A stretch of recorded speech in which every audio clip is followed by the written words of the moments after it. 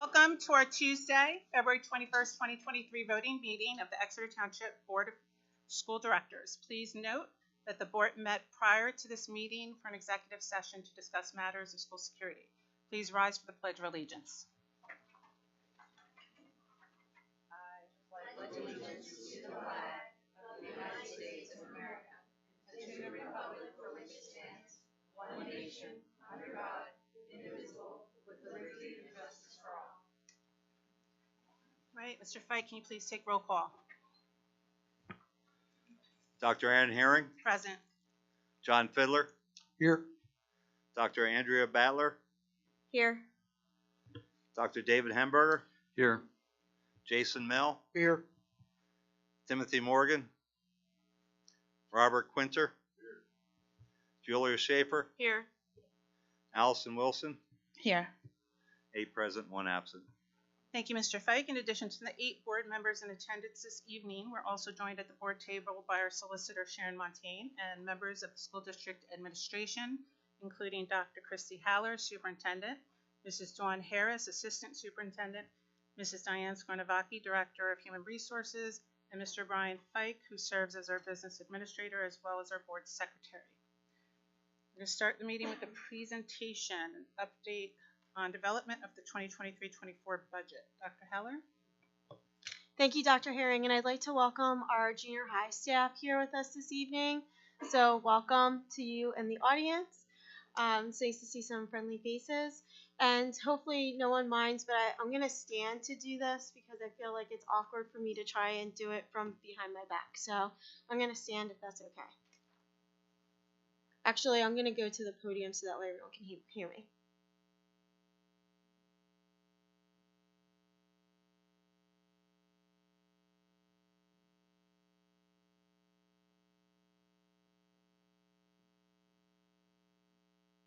Okay, can everyone hear me? Okay. So we as a district wanted to do a series of budget workshop meetings so that way we could give the community a view of the development of a budget. So at this time, we have 3 remaining dates. We have tomorrow night at Jackson Wald, we have the 22nd, and we have April 26th. We've had them at each of our buildings, and that was very purposeful because we wanted to give the community an opportunity to come out and see our buildings and see what's happening in our buildings, and also talk through some of the things that are happening as far as building construction needs. And that was a result of a report that was given to the district a number of years ago by an architect firm called KCBA, which I'll be talking about throughout this presentation. The 3 remaining meetings that we have are a software review at Jackson Wald. As a school district, we use a number of software products. The March 22nd one is the governor's proposed budget, and that was actually supposed to be held in February. However, because the governor is new, he was given a 30-day extension, so we changed that date. And then our last meeting is April 26th, which will be held at the new transportation center, and that will be going through the budget challenges and changes as a result of receiving the governor's budget. The meetings that we've had to date were the junior high meeting, and that was a focus on the Act 1 index. Our November meeting was held at the senior high, and that was a focus on revenue. Our December meeting was held at Lorraine, and that was on expenditures. And our most recent meeting was at Rifton, and it was on future projections. So the purpose of these meetings was to provide the community with how the budget is developed and to try and seek input from our community and from our families during this process. The next slide that we're showing you has been linked to all of our presentations, and that is a timeline. This is what I'm showing you this evening is just a portion because this is where we're at in the timeline, but this is what school districts are required to do as part of the budget process. And the first thing that we're required to do is to decide what you're going to do with Act 1. So at this time, before I continue, I wanted Mr. Fike, our business administrator, to talk to you a little bit about what Act 1 is and what that means for the rest of the budget process. Okay, Act 1 actually has a lot of things in, but as it affects budgets, Act 1, I think it was 2002 enacted, but didn't go into effect around 2005. Basically tells the taxpayers that the school district can't raise the taxes above an index unless they go out to public referendum or ask the taxpayers for a vote to go above that index. There were certain things that were allowed to go above that index that PD, Pennsylvania Department of Education, would approve or could approve, and they were for extraordinary costs from pensions, special education, or building expansion or new buildings. We have never, I don't think, gone out for they call it an Act 1 exception. We've always stayed under the Act 1 index. The Act 1 index is set every year based on a formula using, what would I say, ability to tax, the inflation rate, and then it's set across the state. This year the index was 4.5, but then they give you some modifications so each district can actually have an adjusted Act 1 index. Our index this year was 5.5%. The previous year I think was 4.1%. And it's based off a 3-year average. So with the way things are going, we're not sure where it'll be next year. But the budget timeline actually starts in November, where the state says you have to make a decision between November and by the end of January if you're going to go for a referendum or go above the Act 1 index. The reason they require that is that referendum has to be put on the primary, which is May. They go back, I think it's 120 days from the primary, and you have to file your referendum exception with the state. They approve the referendum, and it has to be on the primary or filed with the county to be put on the primary ballot. And I think that drop that date is March 7th of this year. But so by the end of January, you have to make that decision if you're going to stay within the index or go above the index. If you stay with the index, you adopt what they call an opt-out resolution, basically guaranteeing the state you're not going to raise taxes above the index. You're going to stay under the index. You can actually drop taxes or keep it at zero or raise up the index, but you will not go above that. The board in November, by announced decision, decided to do the opt-out resolution. By doing that, we don't have to worry about the referendum exceptions. We don't have to put it out to taxpayers for referendum. So that actually moves what they call the Act 1 timeline all the way up to May, when we have the next options is to work on a budget, finalize the budget.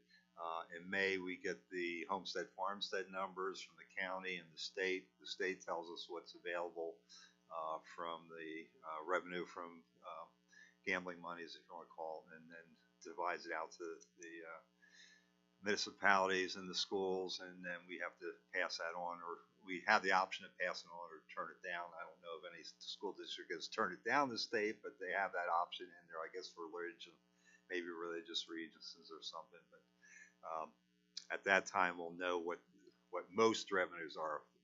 We do get a governor's budget normally in February, but like Christy said, and it's been 8 years since we had a new governor, so when I set our budget meetings, I figured we'd have another first week of February budget, but I forgot that we had a new governor since it's been 8 years. So we'll know in March what the governor is proposing. Like every other year, we probably won't know the final numbers until after our budget has to be adopted by law, which is June 30th. Last year, I think the joke was the state was supposed to adopt theirs by June 30th or the end of June, so they actually adopted it. I think it was June 38th, which is July 8th. But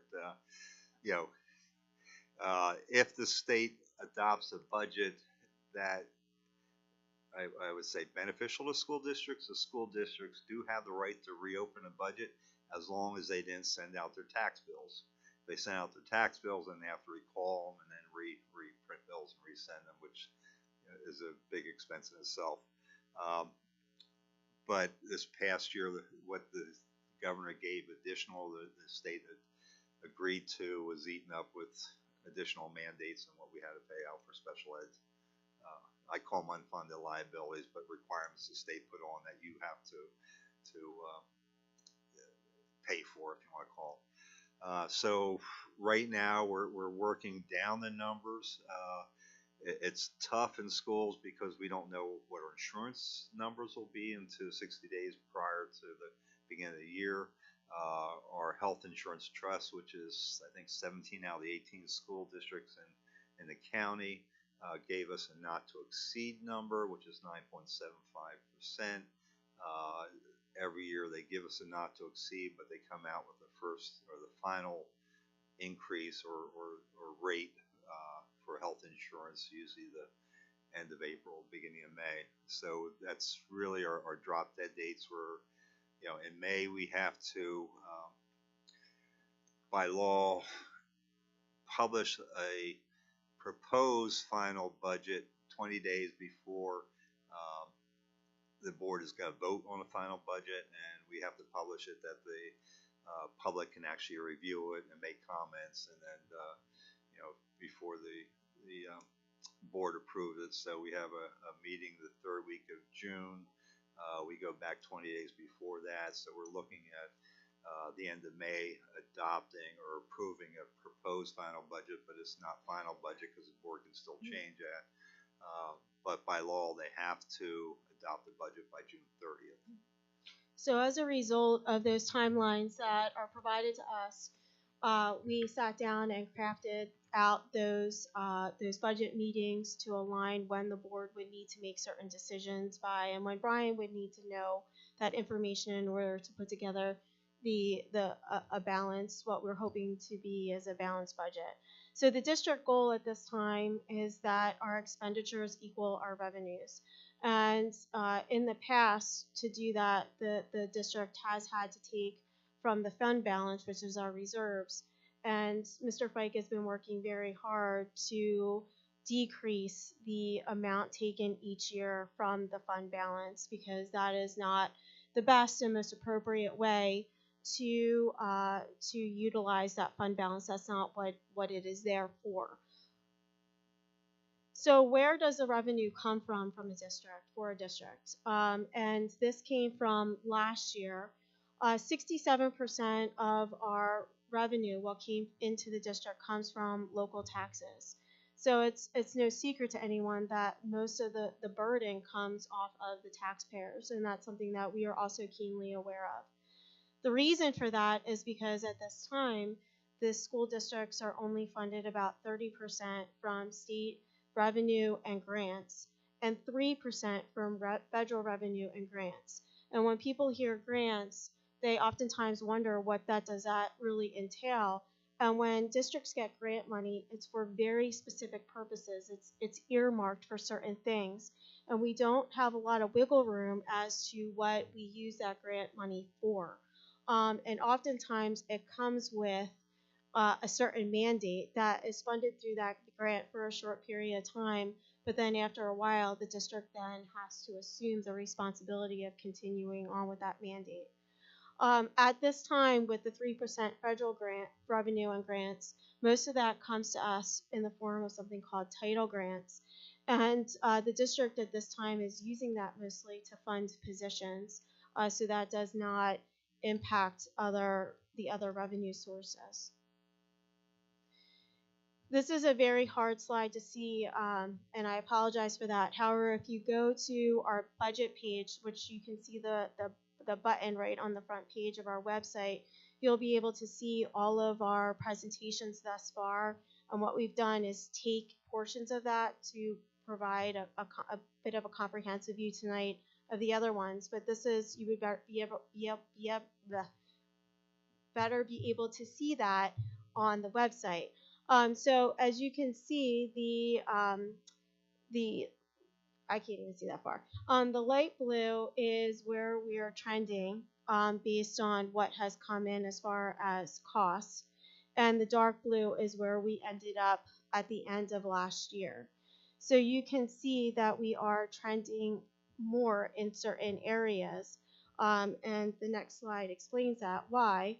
And it's because we've experienced notable increases in the leasing of buses, contractual services, that means obligations that we have to pay employees, particularly in the benefits Brian touched upon, the health benefits, and supplies. There's been notable increases in supplies, paper products, and then we are required to maintain contracts to ensure that our buildings are safe, and that is fire, security, and of course we need to make sure that our buildings have heat and that they have air conditioning. And Brian, do you want to expand upon that a little bit as to what you've seen as you've been working through this budget? Well, I think if the previous slide when you had your bar graphs, salary and benefits equal almost 71% of our budget. The third highest line item is debt service, which is a little bit over 10% of our budget. So I don't want to call it discretionary spending, but things that are not contracted, which they really are contracted, because school districts, everything has a price and everything has a contract or a bid or pre-bid. I maybe go into this because people don't understand. We're regulated on what we can purchase, what we can't purchase, what we have to bid. Anything over 23,000 has to be bid. Anything between 11,500 and 23,000 has to have three at least telephonic bids or quotes. Under that, we should always go by a low price, but sometimes it's by what's available, because this past 2 years supply chain. I mean, right now I can ask Ben, but probably 5 buses that are waiting for parts, and 4 of them have been waiting for 4 months. Right? So and we can't even source them. Sometimes you have to pay a little bit more to get something on the road, but right now that's not in effect. And when I say bids, we have a lot of consortiums in the state. We have things like CoStars and PEPM that the state actually puts out contracts on everything from copy paper to fuel to roof services, maintenance services, things like that. So we're somewhat regulated in everything we do, but we're also the most audited entity in the state, because the federal government, like on anything that we purchase for federal, we have to bid anything over $4,000. We don't have a choice because they have different laws for the federal. So in the federal projects, when you said about title, we also have IDA. But in the past 2 years, we've had about $1 million extra in each one of those years because of the ESSER funds, which is going to drop off in 2024. We have 1 more year, and then that's done. On those areas, you'll see in 2 years our federal funds go down, but that's only because of the way we took the money. We spread it out over time, and we made sure it was not covering operational costs, because I think everyone talked about it. It was like falling off a cliff. Once it's over, there's no replenishing it. So I'll let you go back. I'm sorry. Brian's been a very good teacher, so I appreciate him. So our challenges is, the big one is that a school district budget is essentially based on a number of assumptions. And those assumptions are, what is the amount of property tax that's going to be coming in? Are there going to be reassessments on that? What is the governor's budget going to look like? Are we going to get the same federal allocations as we've had in the past? I know for at least this year we received less than what we had anticipated. And again, those allocations are being used mostly to pay for salaries or supplies at this point. So one of the biggest challenges we've had this year, and we've been working through as an administration, is revisiting the KCBA report that was done in 2017. And that came out of a project that was supposed to be done at the junior high that initially when KCBA had done this initial evaluation of all of our buildings was coming in at, I believe, Brian, correct me if I'm wrong, a little over $1 million. Oh, actually, it's about, with everything in the controls, about 1.8. But that was back in 2017. They priced it at that, or guesstimated at that. When we went to start that project this year, it came over at well over $3 million, which was obviously a sticker shock to everyone. And when we started to dig into the KCBA report and look at the projects that were completed, were recommended, and then were completed, and then the multitude of projects that were still left to be done, it was important to us that we have a better handle on what was still outstanding and what it was going to cost to be able to get these things done. So the next several slides go through each of our buildings and gives a brief explanation of what was found. Again, there is a more comprehensive report about this that we gave when we talked about the capital projects at the Riften meeting, and that's available for the community to view. So our Jackson Wald Elementary School is our oldest building. It was originally built in 1937 and had 2 additions put on. At the time KCBA did the report, it was listed as fair, and they also gave a capacity of the building. We went back and looked at it, and at this time, Jackson Wald is currently at 99% capacity. When we started this process and Brian was looking at this, he asked Quandl to come in to look at KCBA's report and reassess everything, and they did that for the district at no cost. So they came in and looked at all the projects and reassessed them and gave us a very rough estimate on these outstanding projects. At this time, it appears as though, based on what is still outstanding, that we're looking at capital improvements to repair masonry, seal windows and doors, upgrade toilets to meet code requirements. And so again, these are things that are needed. They're not wants. There are things that are required to make sure that the building is still able to function. There were other items that were listed on KCBA that Quandl did look at for us, and we believe that they were projects that could be wrapped into a regular maintenance cycle, which is something the district has been lacking. Typically, projects like that are things like your playground equipment, because playground equipment is used every day by students. It's used in the summer, and you have to replace it for safety reasons. But again, that's not something that we would look at as being part of a capital project, and you'll see that throughout each of these slides. Lorraine Elementary building was built in 1959. Since that time, it's had 1 renovation. And when we looked at those projects that were being recommended, you'll see the same types of things, that there are certain things that do need to be done. Again, repair to masonry, fixing the floor, improving toilets, stage access, because it's not ADA compliant right now, so it needs to be. We need to bring that up to code. But there were other projects that were costed out. And again, those are things that, based on where we are with other projects, we believe that they would better be fit into a regular maintenance cycle, which should be established by the district. Watton Creek is our newest building. It was built in 2011. At that time, it was deemed to be in excellent condition. It is at 89% capacity.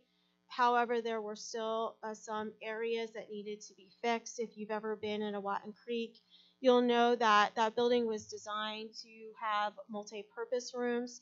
Those multi-purpose rooms have movable walls, and some of those walls are coming off track. So it's something that should be fixed. Again, that's a safety concern, and that's why that project was selected to move on. There's other things, again, that can be wrapped into a budget cycle, such as that is a school where we have 2 special needs classrooms where we have students who are in wheelchairs, and we want to have a play area so students can access that. That's important, but we believe that that is something that can be built into a maintenance cycle. Our Reiffton School is our second newest building. When the report was done, it was in very good condition. At this time, we're actually considered to be over capacity in that building because that building was for 600 students. Currently, we have approximately 611 students.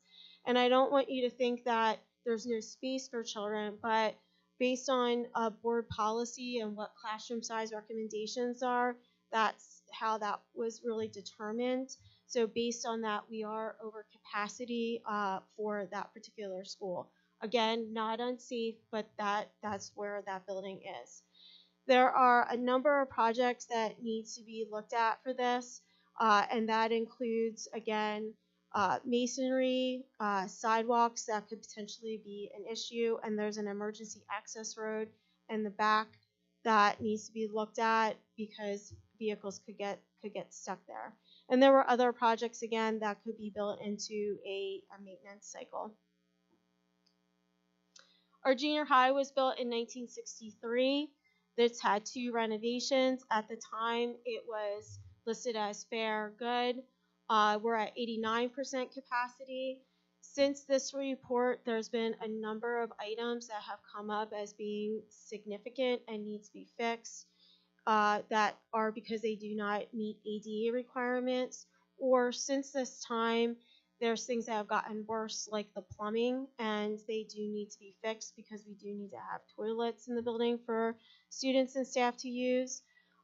We also have the auditorium project that has been put off for a number of years, and that would require a complete overhaul of that auditorium.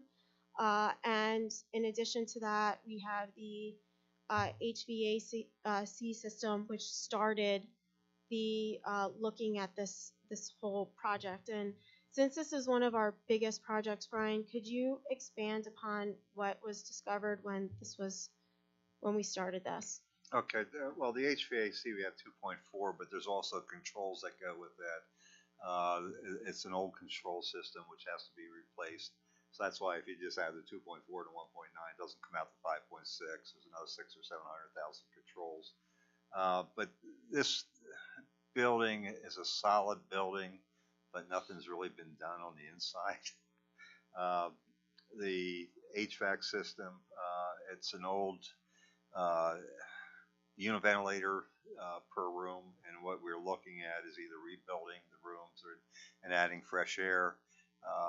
The doors in the school have the old louver because the airflow is based on the univentilators pushing out through the hallways and coming back, which is an antiquated type system. So it's basically a whole HVAC repair. The auditorium, the seats we cannot find parts for. So at one time there was 2 sections of the auditorium, an upper and a lower. We've cannibalized all the seats that used to be in the upper to make sure the lower is filled in. We're to the point that we're going to be taking away seats in the lower area too. And the reason that price tag is so high, it's the mastic they used has what's the bad word? Asbestos in it. It's not friable. The stuff that goes in the air, that stuff is easy to scrape up and bagged and taken away. But to do that, you have to have it properly remediated and taken away. So basically, if we ever want to replace the seats, we have to pull up the floor because the new seats have to be drilled into the floor, and you can't drill in the floor that has asbestos mastic. So first you got to take the old ones out and remediate the mastics, and then you can redo the auditorium. The auditorium is a beautiful auditorium. It's just the seats are 60s or original. And like I said, we've cannibalized half the seats in there just to keep the seating towards the front. I think there's some issues with sound and ADA requirements there too. We have chair lifts on the different levels that they're beyond life, and it's hard to even find a replacement part to fix them when they do break. So there's a lot of ADA improvements in that building. Did I catch everything? Yes, you did. Thank you. And the senior high has our next biggest price tag. The junior high and high school were the two buildings that the least was done in over since the KCBA report came out. And again, part of it was the price tag at the time, but also we did hit the pandemic and school was closed, so that took away from this as well. But again, you're looking at the same types of things. There needs to be significant upgrades to the HVAC system so that way it continues to function. That auditorium also is starting to need to have upgrades, especially as far as flooring repair. And we need to look at masonry, sidewalks. And there's an underground tank there on the grounds that needs to be removed that was discovered. And then again, there's other items that could be wrapped into a maintenance cycle. The administration building was built in 1973. At the time, it was fair good. There are some outstanding projects here. There are some projects that we looked at and thought that we didn't need to do here because this is no longer a functioning school. One of it is replacing the playground equipment outside. So again, we were looking at things that were most needed in order to keep the buildings functioning properly. Can I add 2 comments? Sure. Reason we put the tennis courts under the administration building, they're actually our varsity courts for the high school, is because they're right here on this property. The other thing I did want to note, we're telling everything that has been done, but since then all the roofs are under warranty or 26, 27 warranties. Some of them expire, but the way the warranties work, at that time you actually send someone out, they drill, look for moisture, and if they don't find anything, they'll extend the warranty. If they do, you spend a couple $1,000, cut that section out, replace it, and then they extend the warranty another 5 years. But a lot of the warranties go out to 2030, 2040, so our roofs are in really good shape. That they've been taken care of. During the pandemic, both Jackson Wald and Lorraine had their HVAC systems completely redone, so they're in good shape. Jackson Wald, we replaced 95% of the tile in that building, so the floors are all in good shape there. And we've been slowly doing tile, like in high school. We did a couple hallways this past summer. We plan to do a little bit more different areas. We're starting to replace the old carpet and replace with tile.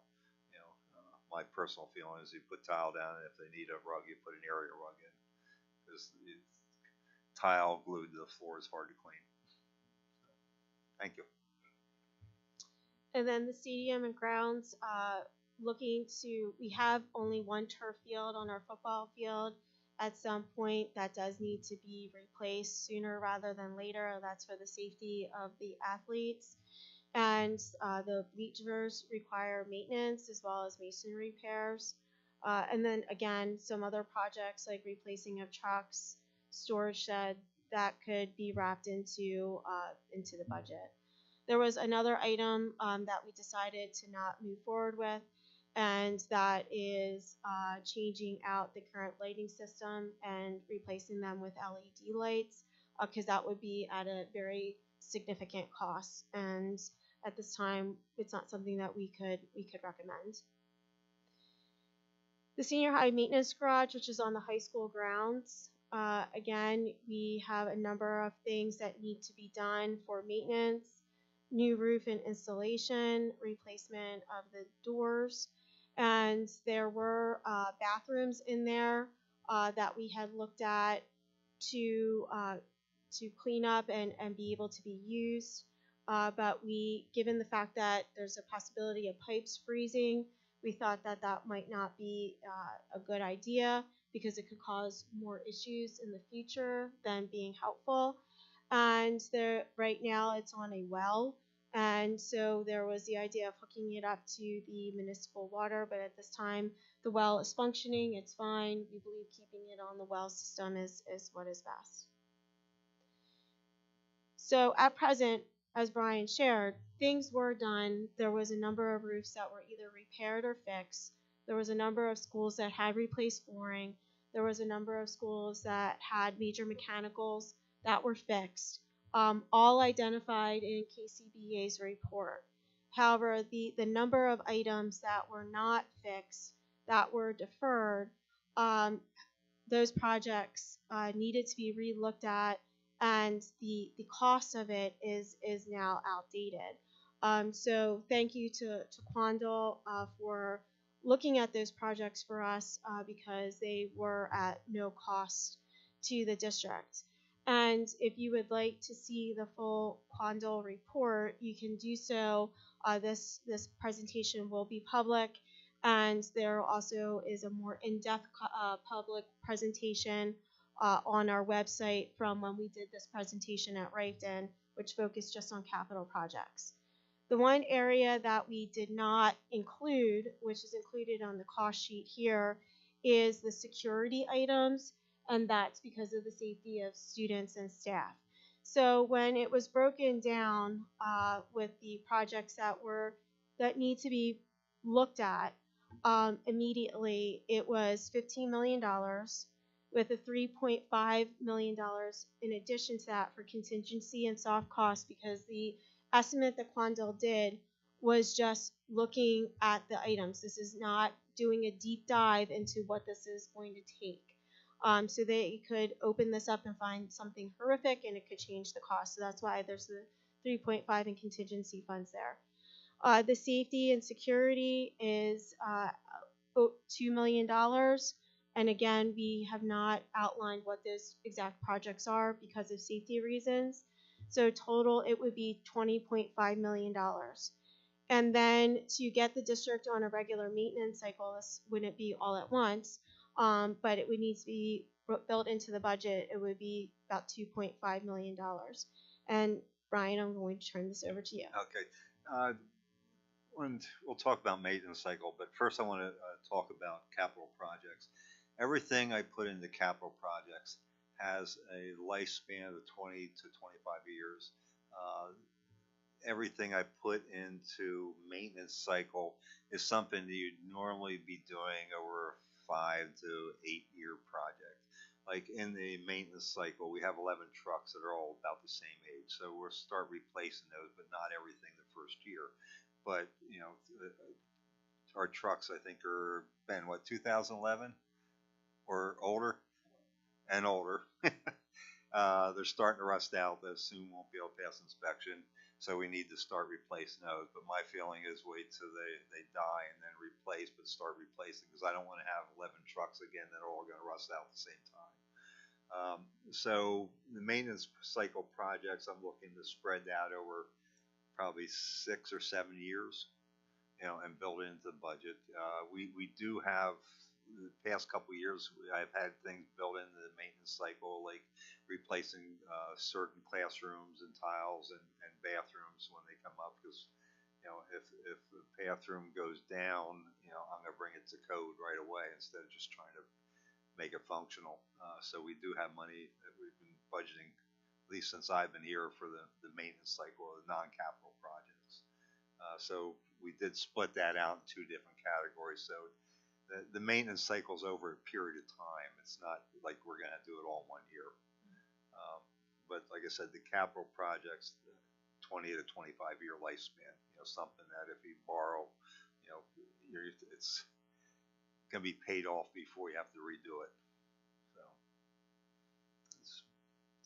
And then our last page, we've added this to all of our budget workshop meetings, is a glossary, so the community can see the different terms that we use and what that means and how that impacts the budget and what we do here when we're putting together the budget. So this obviously, going back to this page, is a significant price tag. Again, it's one that we looked at based on the original KCBA report that was done by the district in 2017. Looked at the projects that were completed, looked at the projects that were outstanding, looked at the projects that are now coming up. And again, I can't thank Quandle enough for going through this with us and sitting down and reviewing what their findings were. And then based on that, we put together the presentation from that we presented at the Rigdon School. So at this time, I'm going to turn it over to PFM. They work with us as far as financing, and they will be able to provide the board and the community with some options about how to address projects of this nature. Christy, question. Yes. Do we know why all the projects on the KCBA analysis weren't completed? I mean, it's great to know that some of them were, but the ones that weren't, why weren't they? Mm-hmm. And what's the total in dollar amount of the projects that weren't completed that we're now looking at $20 million to finish? John, can I answer that? Yeah. Limited funds. You know, there was so much set aside in 2017 to do new money, if you want to call it, for capital projects. And then in 2020, there's another 2.5 million, I think, taken out new money for capital projects. Right now, with what was already completed, we have a little bit over $3 million in our capital projects fund. And that's what this came back to August when we presented the junior high HVAC system. It was 3.2 million, and it would have wiped out our capital project fund. And that's when the board asked, well, you know, what all has to be done. And that's when we started revisiting the report. I'm not I think it was really just limited funds, and you know what was going to fail tomorrow, and let's use those funds to cover that instead of preventive maintenance, if you want to call it. I think Bob is about ready to speak on that. We did get KCBA to prioritize these. In other words, this could last. This particular system had to be addressed 5 years from now. While this system, the principal goes down and turns it on every morning and wires it up with baling wire. So, you know, that had to be done immediately. So we did get them to prioritize that way. But how do we explain to the taxpayer that nobody was minding the store? There was somebody minding the store, and if you add up the money that was spent since that report was done compared to what we have left to spend, I think you'll find that we've spent more than we need. In other words, we've spent more in the past than we need now. All the roofs have been done, which is no cheap matter. You know, So how much there's did we been a spend? good investment. How much did we spend on those projects? I'd have to defer to Mr. Peck on that. Well, since I started here 2 years ago, it's about almost $5 million on those projects, and we still have like a little bit over $3 million left. But waiting has only resulted in the fact that we're now looking at $20 million, right? Yeah. I don't want to say it, but I'll go back to the bus garage. That was talked about for almost 20 years, right? And by the time we finally did it, we ended up paying a premium.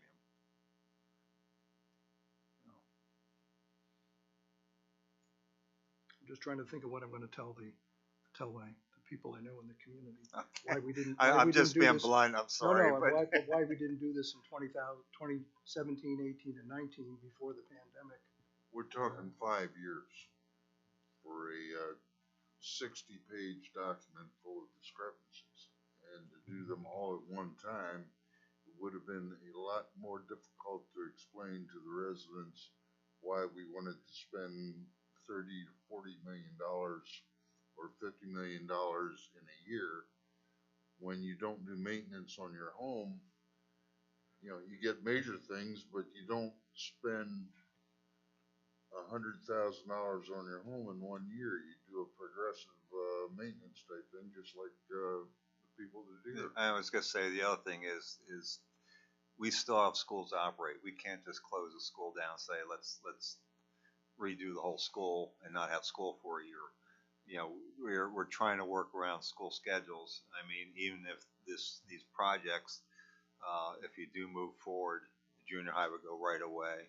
The senior high would go after the junior high, because you can't have, I don't want to say 2 gyms shut down, but you're basically going to have 2 gyms shut down if you did both schools at the same time for a whole summer.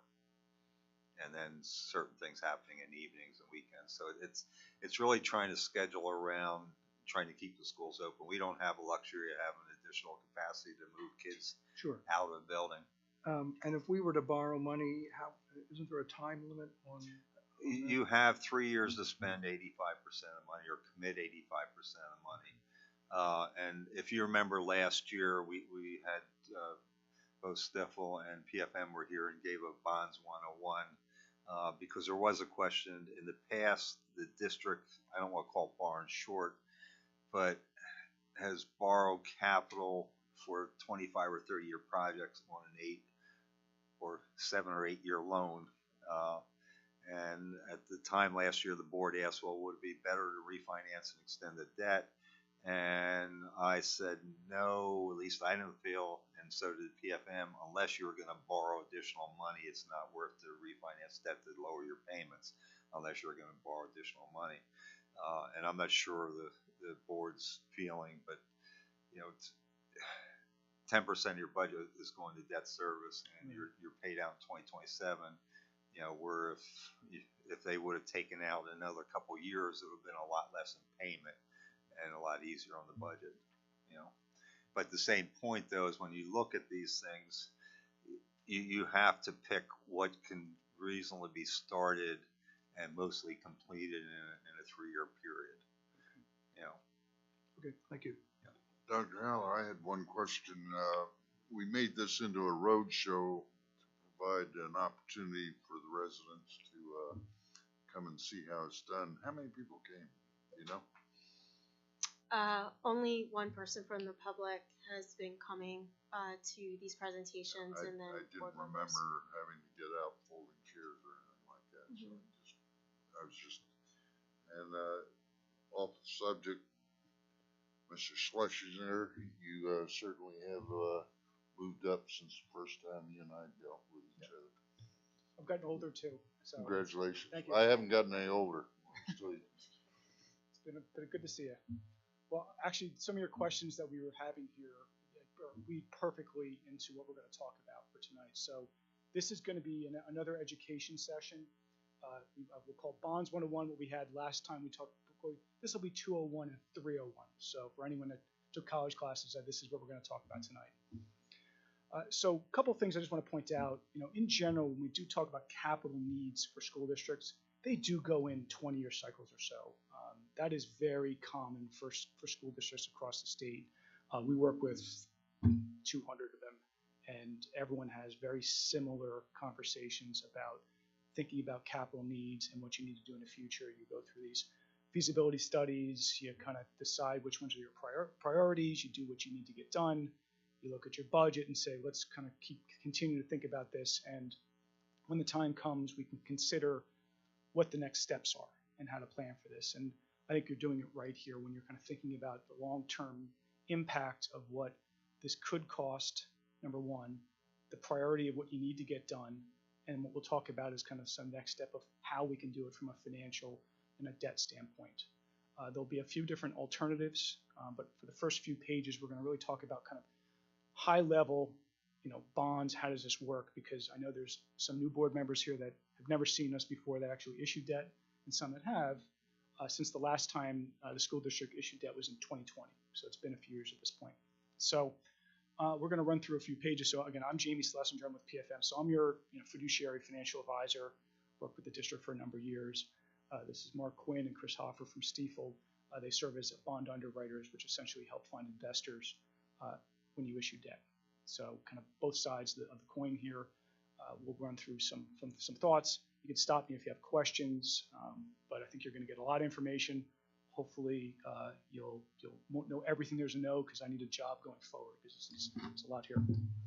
So ways to fund projects. So number one, traditionally when we think about doing kind of any funding, as we've talked about, from an operational standpoint, we like to look at kind of the short-term items kind of using cash. So when we're talking about kind of long-term debt, most of the time, most issuers consider debt, because in this case, you have useful lives that manage for a long period of time, and we're able to amortize debt over that period of time to help from a cash flow standpoint. So traditionally, you can either fund through operations, which doesn't happen very often, but if it's kind of short-term things, that sounds fine. I use cash reserves or capital reserves, which the district has had over the years, and I've seen the capital plan that has used those funds to kind of cover separate projects over the course of time. And again, you've borrowed longer term to cover some of the related cost. Most of what I've done in the last few years has been kind of refinancings, reducing your overall interest expense. We borrowed a little bit of money to kind of cover some of the cash projects, but in the end, most of what we've done recently has been refinancings. You do sometimes get some grants and donations, things like that, but generally speaking, the big money comes from a debt issuance. So what kind of considerations do you need? So first off, the reasonable expectations test is really an important concept. There's tax rules that you have to follow when you are a school district, when you want to issue debt. You have to reasonably expect to spend 85% of the money within 3 years. So what the IRS doesn't want you to do is say, well, we need $20 million and we're going to spend it in 2035. That doesn't work that way. You need to have a reasonable expectation to spend the money within 3 years, because the key here is there's certain tax rules that you have to follow. So looking at the KCBA report, some of those things you couldn't get done. Quandale has obviously updated it now to provide you some new information. Now that we're at a point where the projects that we're considering kind of fall within that range. So this is the time to consider looking into some kind of debt. An important item that you might want to consider, depending on if you move forward or not move forward with any future transaction, is if you are going to spend money and you're going to use some form of cash to cover some of it, we suggest that you do what is called a reimbursement resolution, which essentially is a legal document that puts the flag in the ground that says we may use our cash, and if we do use our cash and we want to reimburse our general fund or our capital fund, we can borrow funds tax-free to reimburse that account. By doing that, it doesn't tie you to doing a transaction or even reimbursing yourself, but it's a legal way to kind of fit within tax rules. So again, I would consider that tomorrow if that was something you want to do, and you may want to use cash. So the next page is really how we've thought about things over the years. A lot has changed over the last 2 or 3 years.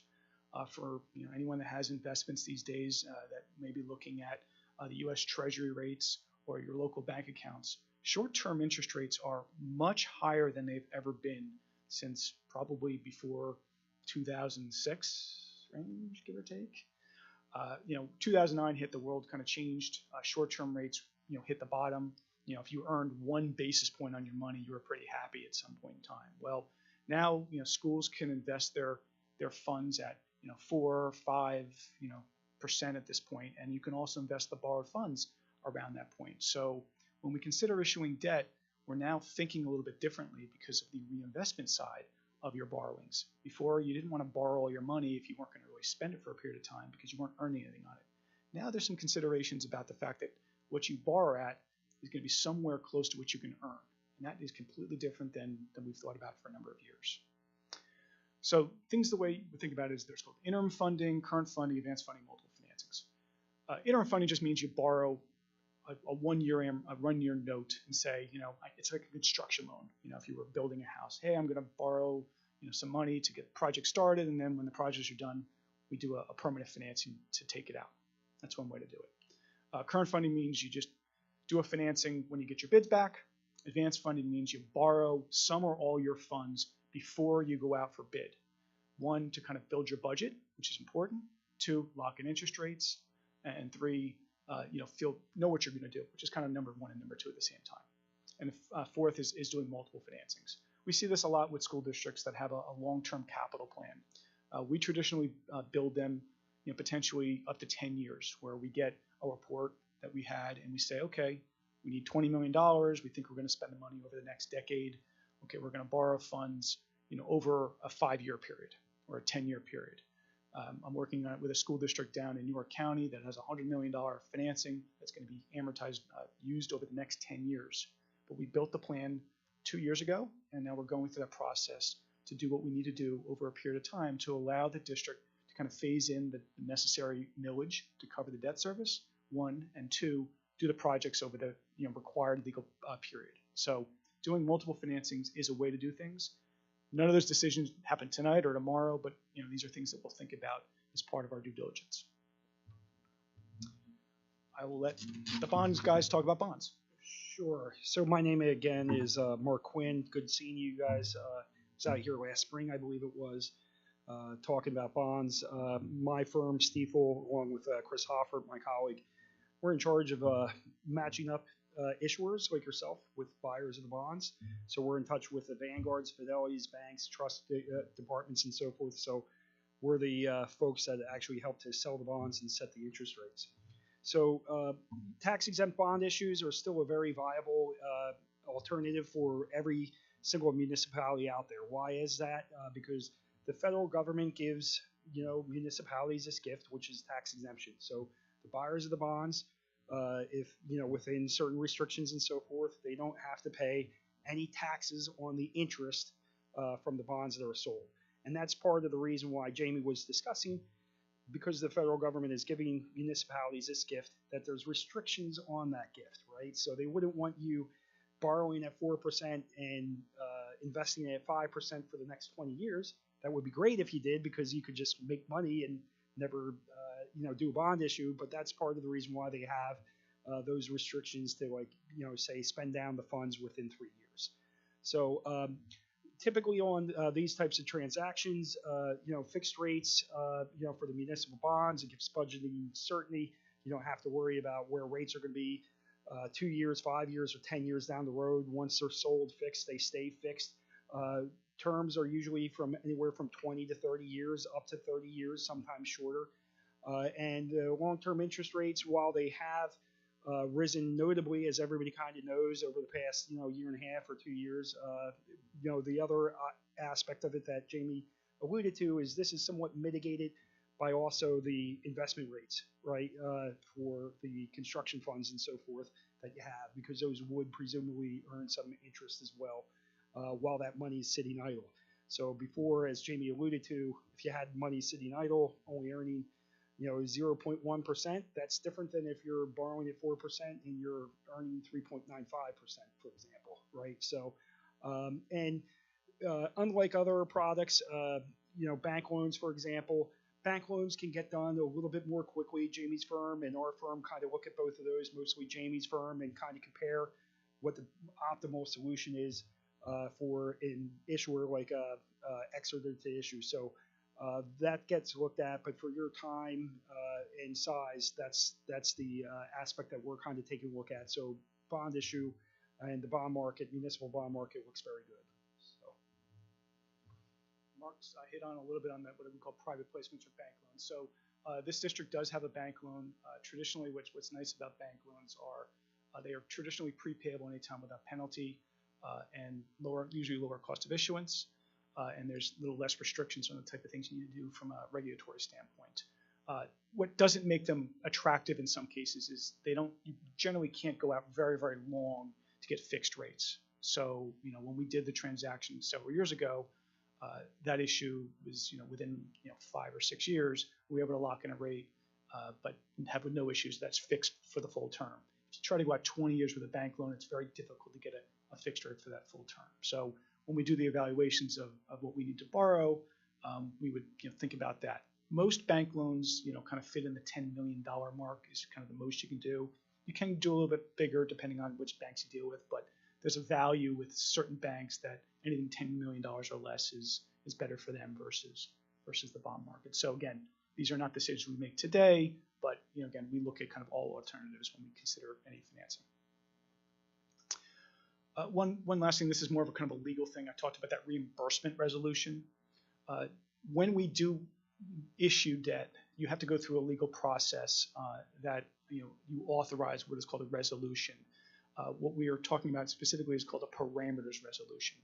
What that is it's just prior to issuing any debt, we would have a special legal counsel called a bond counsel come and help prepare a document and be reviewed by your solicitor, and would follow the certain rules of the Commonwealth of Pennsylvania, and you would establish certain parameters of how much you want to borrow, the final maturity, maximum interest rates, maximum borrowing amounts. They're all maximums, as you can hear. You do that because we want to have flexibility, meaning our firm and Stifel, when we go out to issue debt, to do it on a different day than what your regular board meeting is, so you can time the market in some capacity, and also adjust amortization schedules to kind of meet the standards of what the investors want. So we usually do those to give that maximum flexibility. So should we consider moving forward, you'll hear that term again, and we describe what a parameters resolution is. But I did want to point that out. That is kind of a bonds 101 question comment. Hard to see, I know, on this page, but what this is, now we're going to start talking specifically about the district's debt portfolio and considerations that we may want to look at. All of these things we're going to talk about are going to be illustrative. They're not final. These are just ideas based on information that we've received from administration to kind of help start thinking about ways to make this work for you. So big picture is, if you do nothing as a district, this is what the debt portfolio would be. The current outstanding principal of the district is about $47 million. You pay back principal once a year. You pay interest twice a year. Over the course of time, that principal will be paid down. This district's debt will mature in 2029, if I'm looking at it correctly. My eyes are not as good, but it's relatively short. The annual payment's about $8 million a year, so that's kind of what you have to budget. You can see that there's two columns there. The top section is your gross debt service. That's essentially what the bondholders will get paid, which is principal and interest on the debt. The Commonwealth of Pennsylvania several years ago provided districts with the ability to get reimbursed for certain portions of its debt through a program called PlanCon. So much of the debt that was done decades ago does get a portion of its debt reimbursed by the Commonwealth. So every time you make a payment, you file a document with the state, they send you a check to cover that. Over the last, God, it feels like yesterday, but it's probably been a decade or so at this point. Gosh, that there has been a memorial. Yeah, it's been 10 years. The district, the Commonwealth doesn't provide reimbursement on new capital projects. Maybe it'll come back, maybe it won't. Where we've speculated and any numbers we run, we assume no reimbursement on future debt. So all the debt that you have generally does get some reimbursement, but that's what the bottom section is. It kind of is the net of reimbursement. Any questions on this page? Okay. The couple things I should point out: some of your debt is callable, meaning it has a prepayment provision. So if you have a home mortgage, we all know have the ability to refund it at any time if there's lower interest rates. Some of this debt is callable because of the structuring of it. Some of it is non-callable. So when we talk about potential refinancings or restructurings that we're going to talk about here, we have to look at kind of the impact of what the cost will be based on the interest rates, as well as the actual legal ramifications if you're allowed to do this. So you'll see in that bottom section that this just does describe some of the call provisions related to your debt. So now we're going to start talking about generally what would debt look like what would your debt look like if you started borrowing more money? This set of analysis will assume borrowing approximately $19 million of new capital for projects. And I know from those previous pages, I believe the number was 20.5, if I remember correctly, of capital needs. There are some reserves that could potentially be used. These are just illustrative purposes that we may consider, whether we borrow 19 million or 18 million or 14 million. This is kind of big picture if you did it all at once to give you an idea from a budgetary standpoint. I mentioned earlier that your current debt portfolio is about $8 million a year. That's what the blue is. So, if you were to do nothing, it would look like that blue and kind of fall off. If you did something called a level structure, that's like a home mortgage where you go out and borrow at a level period over a 20-year period, and you just layer on top a level payment. Well, obviously, when you have something like that, your current debt is $8 million. Now you're going to layer in $19 million worth of principal, and now your total payments would be close to $10 million a year. It would drop off, of course, after the other debt falls off from a budgetary standpoint. So most districts, when they have a debt portfolio that looks like this, don't consider doing level structures like this. I'm just showing this for illustrative purposes so you understand what that impact would be if you were to just do that the old traditional way. The most common way that we see school districts issue debt when you have a portfolio like this is using something called a wraparound debt service structure. So in this particular case, because the debt does drop off in 2029, there's room to fill in additional principal in the years where the debt disappears. So traditionally what happens is on a wrap, you don't put much principal in the initial years, and then when the debt starts to fall off, you start to fill in the principal where the other debt was. Why that is usually most common for districts we talked about earlier is that Act 1 index. That was a very important point where districts are mandated to maintain a certain revenue that they can go up to following the Commonwealth's rules. Well, debt's one thing, but you also have operational costs as well. So when you look at the kind of the big picture, you can only go above a certain point to be able to cover your debt service. So most districts consider doing wrap structures when it looks like this. So this is an illustration. If you were to borrow that $19 million or so, do the wrap, your annual debt service after it's all said and done would be give or take around $8 or $9 million per year, and then it would drop off. This would be the least costly from an interest standpoint as well, even though it's a little back-end loaded, but it's relatively short. I just want to point that out. However, you still need to kind of get to a higher budgeted level for your total budget, which is obviously something as a board you need to consider because it's going to cost you more money to do any of these projects. Okay. Questions on this page? Finally, at least on the structuring concept, this is called a debt restructuring. And as Brian alluded, the concept of doing a debt restructuring, in my opinion, really should be done if there's some major capital needs that are coming down the road by looking at a big picture. We've talked about the report that was shown that says you have to borrow a certain amount of money over the next 3 to 5 years or so. And if there's other future capital needs, we want to kind of build in a long-term plan to see what the affordability of issuing that debt would be. It's not just looking at today, because once you kind of do this structure, you've kind of broken the seal. And this is kind of the one time you can do it really to reduce overall budgeted cash flow. This whole concept is about affordability of your future capital needs over the next X amount of years. So this is a decision that a board has to make because can you afford the cost of the new debt, one, and two, are you willing to pay more for that over the course of time? That's an important point, and I'm going to talk about some of the details of that in the next couple of minutes, but I want to kind of preface that this is the way you can consider this to cover these costs and potentially reduce your overall budgeted payment between now and a number of years. So the idea behind this is, I'll call it simple enough. There's a lot of complexity to this, but I'm going to try to make it simple. We would pick out some of your outstanding debt that I described earlier that is callable, that meets certain standards. We'd have to make sure that the Commonwealth of Pennsylvania is comfortable with us doing something like this, and we'd have to make sure that our bond counsel is comfortable with doing something like this. There's kind of both tax issues and the state legal issues, as well as the cost issues associated with this. We've done preliminary analysis and looked at some of your existing debt, what the original purposes were of those particular projects, and determined we feel pretty comfortable that we can do this. So that's an important point here. But I always like to make that caveat that there is extra steps that need to be confirmed. So in this case, we've made the assumption we refunded a couple of issues outstanding. Those two issues would be done at one time, where we would refinance approximately $20 million, give or take.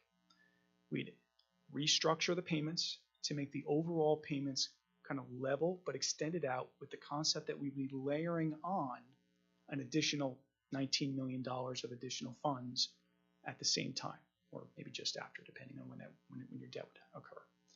So the blue would be kind of the new existing debt. So remember, the previous blue was around $8 million. So we'd layer out, and now it would reduce to around $5-ish million, $4 or $5 million. The new debt would be the yellow, which is the new refunded debt, and now that would be a little bit higher. And then the orange would be layering on the extra $19 million. And what that would do is it would now provide us a budgeted payment under $6 million overall. Your final maturity would get extended out from what your current structure would be, but not terribly long.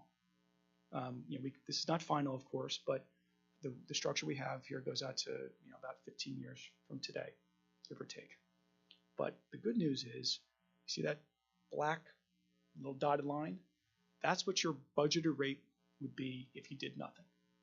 If we were to do this, we'd be able to extend out your existing debt, borrow the extra money, and reduce your overall budgeted payment pretty significantly. So what's the rub?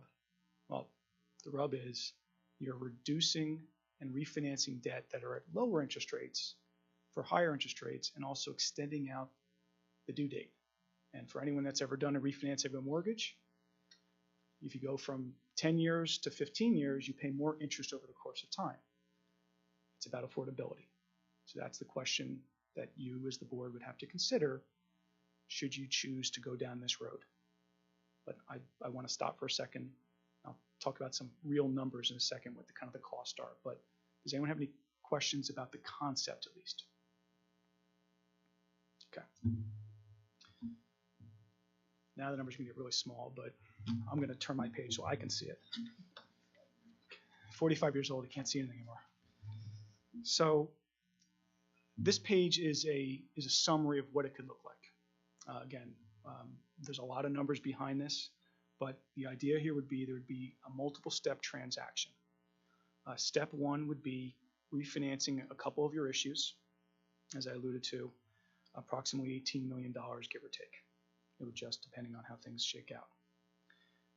What that would do is it would restructure your payment that would have matured in 2029, and the new payments on that existing debt would go out to 2033. So you're extending that by 4 years, not particularly long, but long enough that it is extending it out. You're going to make your overall payments, if you did nothing, to about $5 million. Okay. The red column would be, again, that borrowed funds, where we'd work around what the new payments would be and fill in the gaps. And it's really the incremental interest expense of borrowing the $19 million or so is what increases the total cost of what your budget will be. So the potential new budgeted payment for the district would be about $5.8, almost $5.9 million, with the final maturity in 2036. Okay, and that's kind of similar to what we talked about on the previous page, but this is kind of what the numbers would look like. What's important to point out again is, if you look on that blue column in the kind of the top section, based on current rates, and I think pretty conservative, that would cost the district about $6 million of additional interest expense on the refinancing by doing that. From a present value standpoint, that's about $1 million. What that means is the dollar today is worth more than $1 tomorrow, and that's kind of a discounted factor calculation. So present value, it's a $1 million cost to you. But in real life, you pay more in interest during that period of time than you would have if you did nothing. This is not uncommon. It's just a tool that districts consider. So should we consider going down this road, there are steps that we would go through. One, we would more than likely issue some kind of bond issue in this case because it's a longer term transaction. Two, assuming we move forward, we would go through a rating process. Right now, your ratings with Standard & Poor's, it's a AA credit rating. We would communicate with Standard & Poor's about the concept of what the future plans would be. We'd make them understand that this is part of a long-term concept, and that what we're doing here is both to assist the taxpayers in in a lower overall cost, one, and two, as part of a larger long-term capital plan. So they understand that this is just not being done for no reason. The planning concept's really important here when you talk to, entities like Standard & Poor's, and again, not uncommon, but it is something that they will ask questions about. So, the board, when they make any future decisions, will have to understand what the impact will be to you. But more importantly, we would communicate everything, to the public as well as to the individual companies that rate you as well. Questions? A couple more slides here. I know it's a lot of information, so I only want to point this out that should we move forward with that restructuring, refinancing, we're going to have to issue that debt as a taxable instrument. It will not be tax-free. That's one of the reasons why it is a little bit more cost. Because of that, there's certain tax rules that fall under the IRS that say if you're refinancing debt that has a call provision that's longer than 90 days, it's called an advance refunding. And in 2017, the IRS decided to get rid of the ability to do tax-free advance refundings. So we have to do this taxable. So that's point number one. So that you'll hear that should we move forward with any of this, that it'll be a taxable transaction. The new money, that additional borrowing, that would be done as a tax-exempt or tax-free basis. So kind of half the issue would be taxable, the other half will be tax-free. The shorter term debt would be taxable, so it'd be a little cheaper since it's a little shorter versus a longer term instrument. A couple other things, again, make this very fast because you know some of this. These are kind of the team members that are part of any transaction. You are the issuer, your financial advisor, they'd be underwriter, they'd find your investors. I'm not going to go through what everyone is, but that's what they are. There's a legal counsel, your solicitor's involved, there's a special bond counsel, that's Stevenson Lee, that's worked with the district for a number of years. You'd have a paying agent, who are essentially the people that pay the bondholders. The rating agency would be Standard & Poor's, and more than likely you wouldn't need municipal bond insurance given your underlying rating. But those are the players. That's my education session for tonight. I've got a question, I guess, for Jamie and Brian. Brian, you said our debt service now is what, 10% of the budget? 10% of the budget, yes. Okay. Jamie, would we be able to maintain that 10% using this? If we were to go ahead with this? Because I don't want the taxpayers to have to see more on their tax bill. I'm a taxpayer too. Okay. Because we do this. If you did the restructuring, that would probably be about 7% instead of 10%. Correct. Yeah, we'd be. That's what we're talking about, the restructuring. Last year you had asked me, would you consider refinancing and extending out the debt because we have such a high debt service? And I said, not unless you could borrow new money because it costs you more. But if you borrow new money, and I think Jamie and Mark agreed with me last year, but we're in a different situation now if the board decides to look at these capital projects. Okay, good, thank you.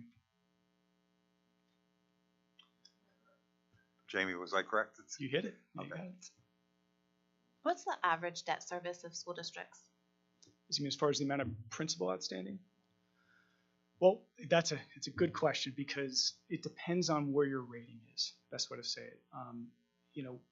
And I actually, when they came about 6 months ago, we did a review of your debt in comparison to your peers in Berks County, and generally speaking, it's probably, I would say, 6 to 12% for kind of AA ratings annually in total debt service.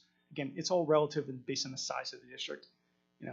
If you're in Philadelphia, you sneeze and you got more debt service and total principal than you have Exeter school district. So it's just different for everybody. So you're kind of in line, in general with, kind of traditional AA issuers right now. That's why you're rated this way.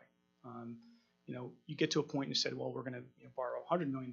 Well, maybe you're in a different category at that point. One, you don't probably have the capacity to do so, but that may put you in the kind of the A category if you have too much debt outstanding. Would you say that between $5 and $6 million a year would be better than the 7 to 8, So 8 to 9 the million? rating agencies kind of look at it two different ways, of course. They look at it in the sense of how quickly do you pay back your debt service. That's important. So they have a metric that says if it's paid back in a certain percentage over 10 years, the higher that percentage, the better. And the second is, of course, revenue to expenditure percentages, which again, you'd be higher in this case because your debt is short. So it's kind of like a delicate balance of how it fits within range. Again, what we're talking about here is your overall debt would not be extended too far. So I think you're in a reasonable spot here that you'd pay back a significant portion within 10 years. But again, it's not as short as where it currently is. What, if any, effect would this have on our rating if we were to go ahead with this? That's the big question. When I mentioned earlier about the communication side of things, when we do credit rating processes, there's a couple ways that we tackle this. Traditionally, if we think that there's an opportunity to communicate in a different fashion, to have the rating agency understand what we're trying to accomplish, we'll put together, working with Stifel and the administration, a rating presentation. Traditionally, what happens is you send your bond documents and financials, and the rating agency reviews you, and they ask some questions about what's going on with the district, this and that. Sometimes when we want to make a point, we'll make a specialized presentation that describes what we're trying to accomplish, to focus on the things that are good about the district financially, as well as the planning standpoint. I would strongly recommend that we do that in this particular case, should we kind of go down this road. So the answer to your question is, I can't guarantee they won't change your rating, but I don't think they will. I think in the grand scheme of things, given kind of the wealth levels of the district, given how much payback is on this debt, and given what we're trying to accomplish here, we can tell a really good story, and I think you still fit within the same category.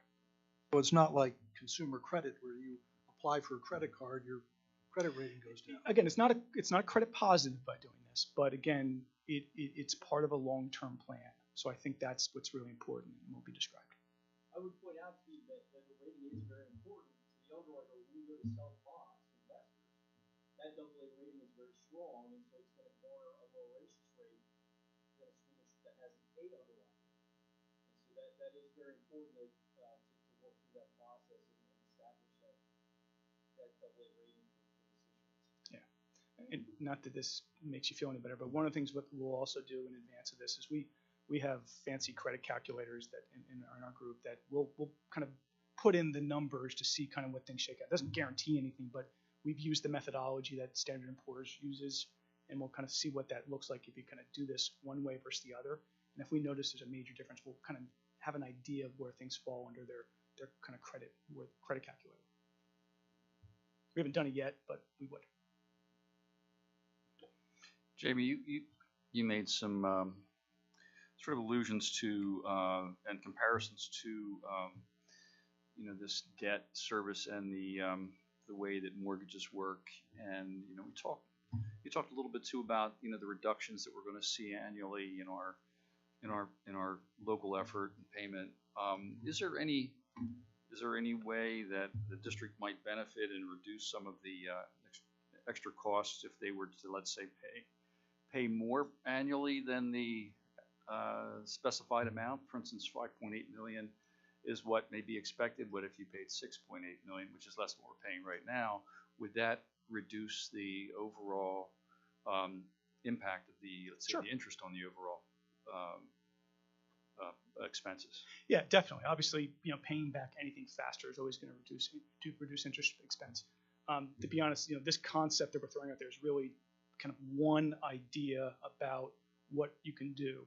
If the administration board said we want to pay $6.5 million, we can rerun and re-amortize this debt to show you a different look of this, and you can see what that overall impact would be. We kind of took this as reduce our debt by $2 million and let us borrow some money. That's all this really is from an illustrative standpoint. So again, final decision is made by you as the board to say what we really think we want to pay for this, and we can kind of structure it kind of any way you want. I mean, I could really see how this debt restructuring reduces, our annual budget and the revenue that we have to generate for that.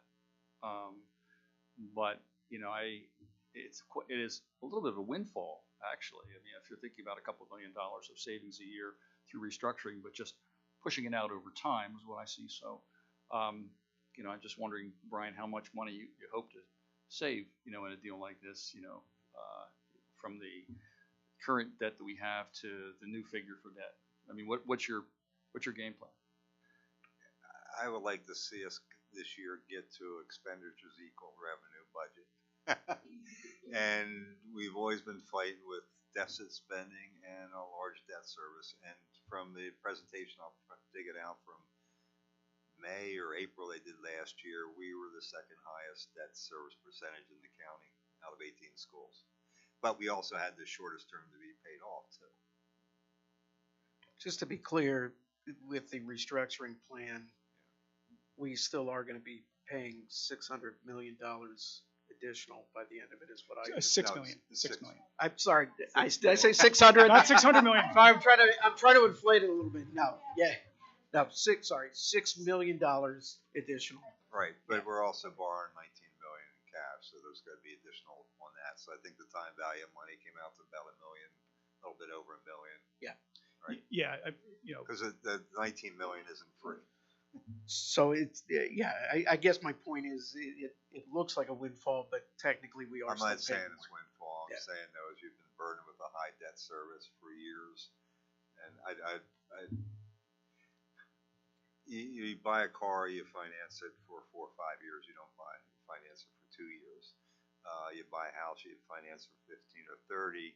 You know, but you know every 20 years you're going to be doing renovations, and we have schools and projects. Like I said during the capital projects, you know, I looked at everything in the last, 20 plus years in that project because I figured you're going to be borrowing for 10 or 15 years, and when I talked to PFM, I also put in there, is everything here callable at least in 2030 or so, because who knows, in 5 or 6 years we get a huge increase in population and we're looking at a school or expanding schools. At that time, you don't put that out now for something that might happen in the future. You're only putting out the cover. But I also want to make sure that there's a build in the future that if we do have to go out and expand a school or build additional, or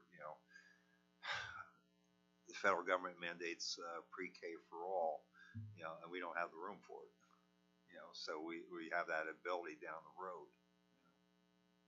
So, and I think in this you could, 5 years plus? Yeah, it'd be, in this case, since it's non-bank qualified, the taxable piece would have a longer call provision, probably 10 years.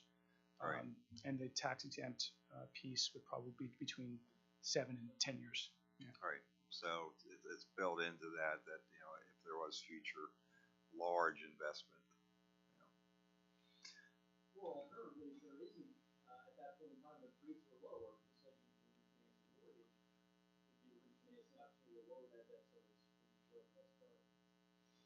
Yeah, and not to put a what if here, but I mean, obviously, if we're here tonight and the concept was, well, we need $2 million, we probably wouldn't be having this conversation because you probably don't need any additional kind of financing going down the road, but could just do a wrap and just simply do it. But given the capital needs are significant enough here that this warrants the conversation to look at an alternative, for you to consider in the future.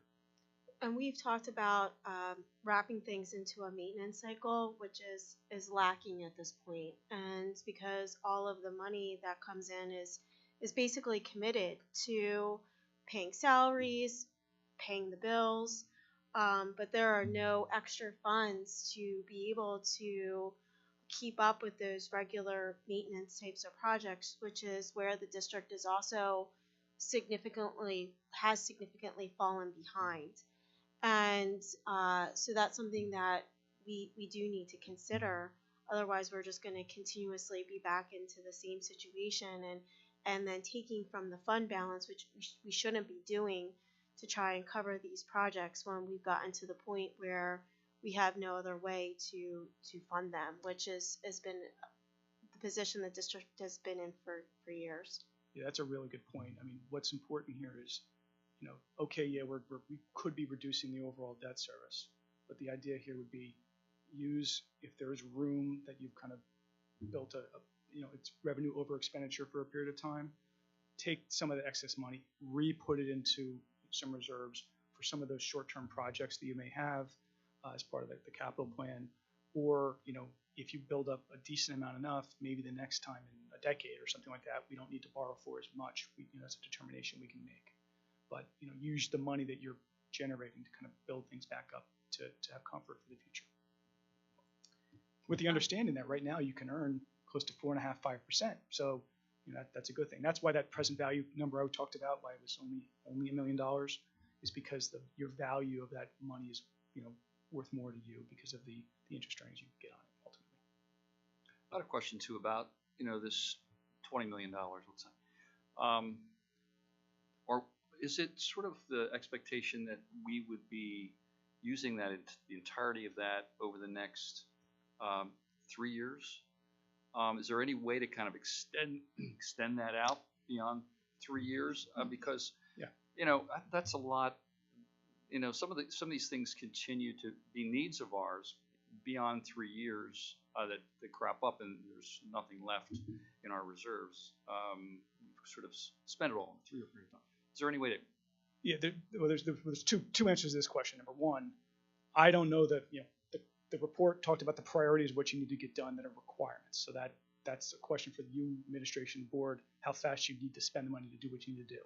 The question about legally spending the money over a longer period of time is just comes down to we can't go and borrow money for projects that are 5 years down the line, so you have to reasonably expect to spend the money within 3 years. So I show the illustration of $19 million, but in real life, as you discuss things, maybe you say, well, really the first 10 is really for projects for the next 2.5, 3 years. So we're only gonna borrow $10 million in this tranche, and then maybe over the next year or so, we come back and say, okay, we've done that. We now have these next round of priorities we need to do. We come back and do another transaction. The big picture here is kind of seeing what that $19 million looks like, but it could be done over a multiple period of time, depending on your needs. That really long list that you showed can that feasibly be done? Because we said you can't, close down both schools or whatever. Can that feasibly be done over 3 years? If a lot of the things are small in the buildings, like the masonry and stuff, and if I did masonry, I'd probably have every building because the contractor would just hop from one building to the other during the summer, and that really wouldn't affect using the gyms or things like that, or the general public. The things that would affect would be trying to do the junior high and senior high at the same time. The junior high is the point that really needs to be done. So if we started that, if we gave the authorization and get the engineering and stuff, we probably wouldn't have material into fall, winter. There's certain things that can be done in nights and weekends, sort of like this past year. And I forgot to mention, we cleaned all the ducts and stuff last year, and also did the HVAC system under the old. But we did that on nights and weekends, and when they're not being used. But you wouldn't have public in at night or on weekends, so we'd lose the gym at the junior high during the construction period. During the day it'd be fine, but we wouldn't have outside people in there. So that's why I wouldn't do the high school at the same time. Once the junior high, then you could probably start the high school the following.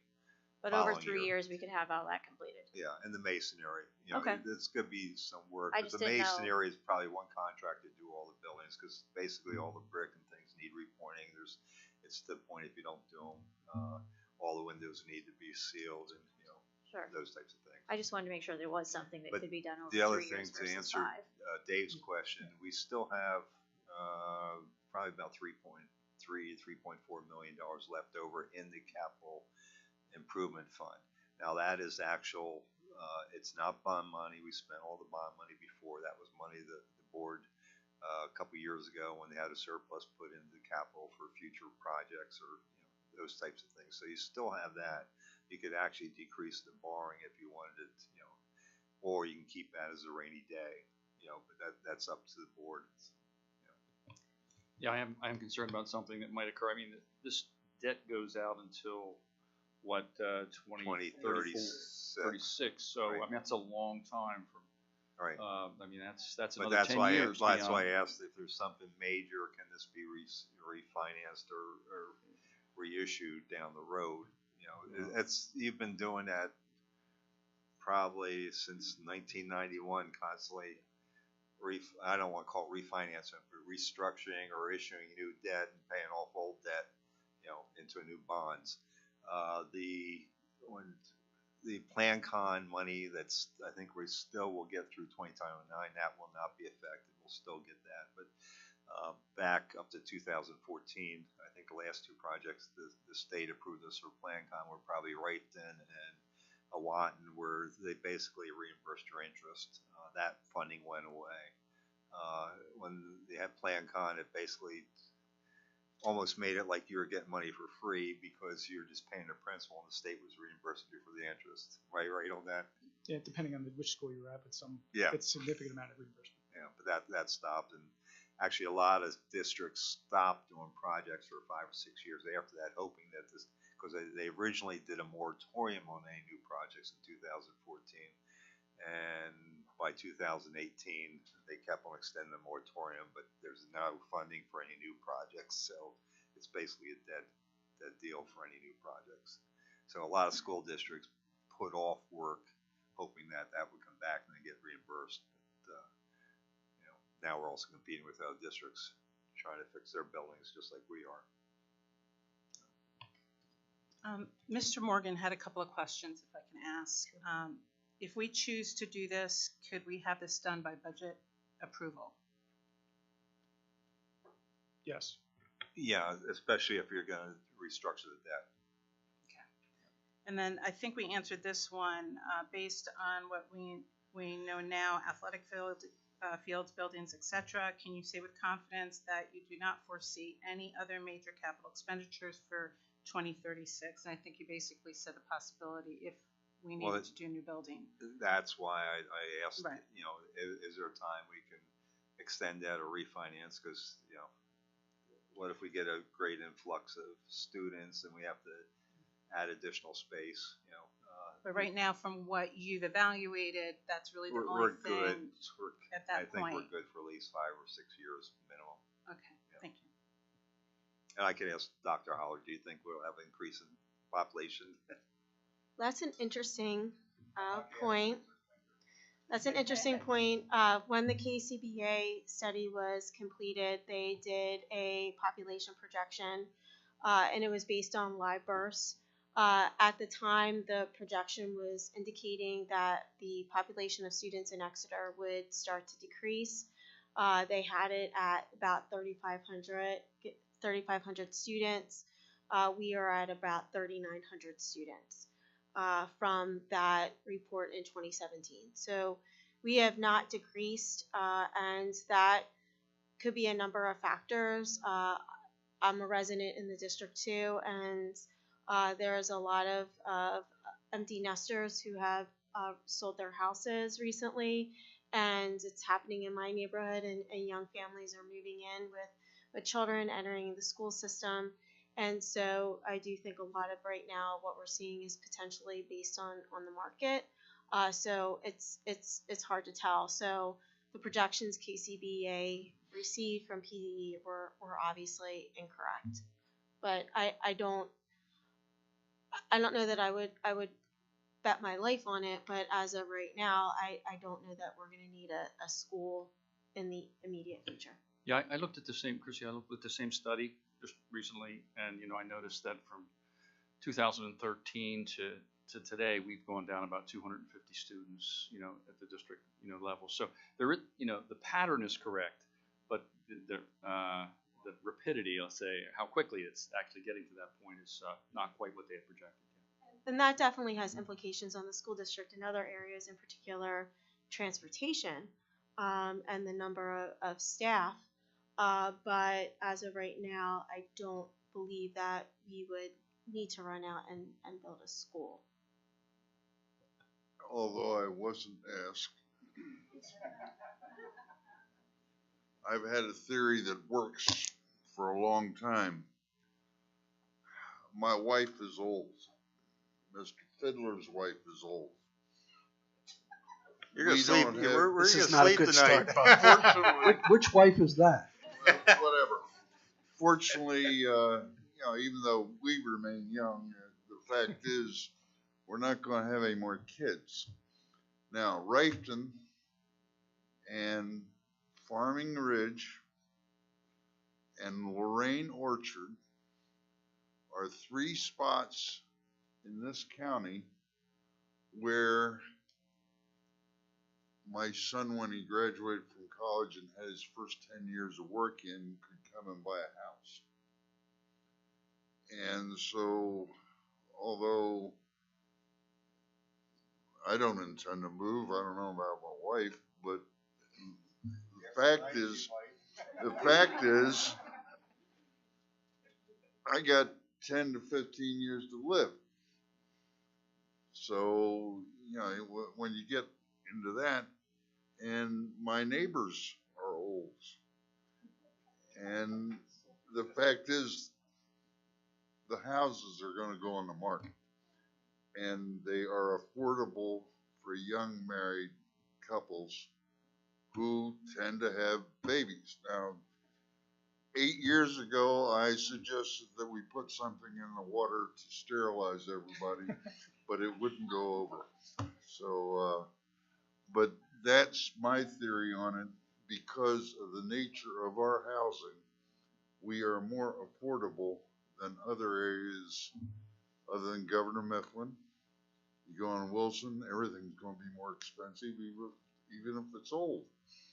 You know, so other than Reading and Mifflin, probably, we're affordable.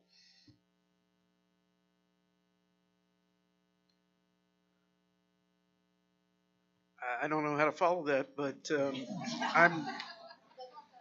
I'm going to.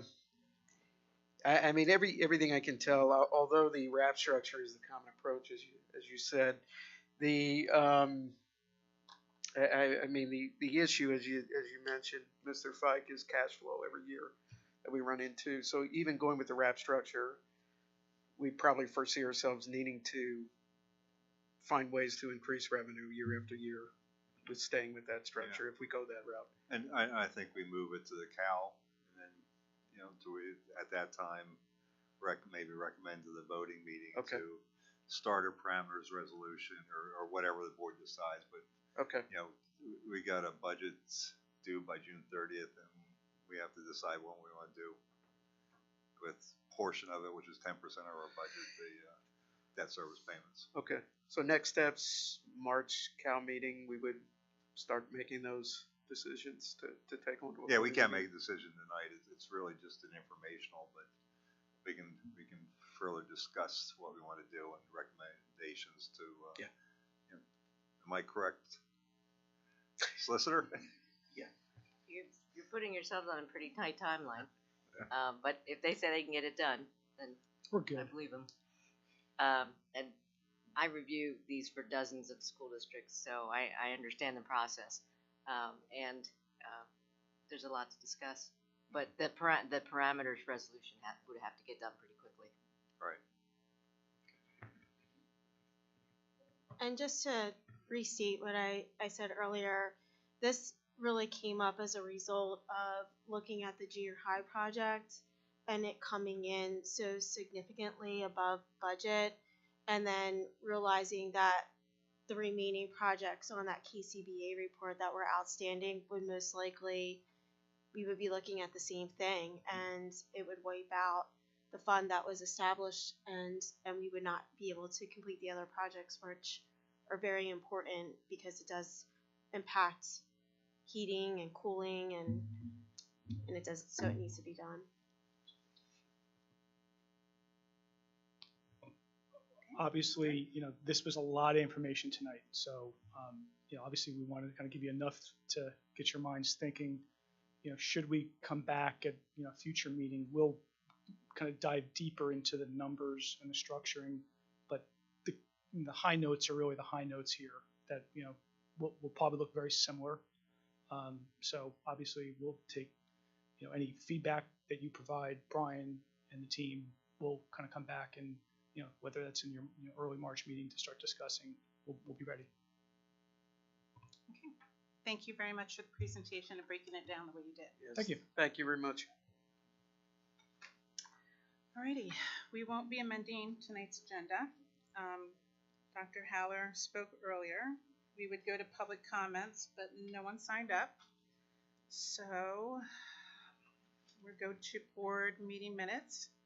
If there's no objection, we will adopt a motion to approve meeting minutes from last month's board meetings, January 3rd, 2023, Committee of a Whole meeting, and January 17th, 2023, board voting meeting.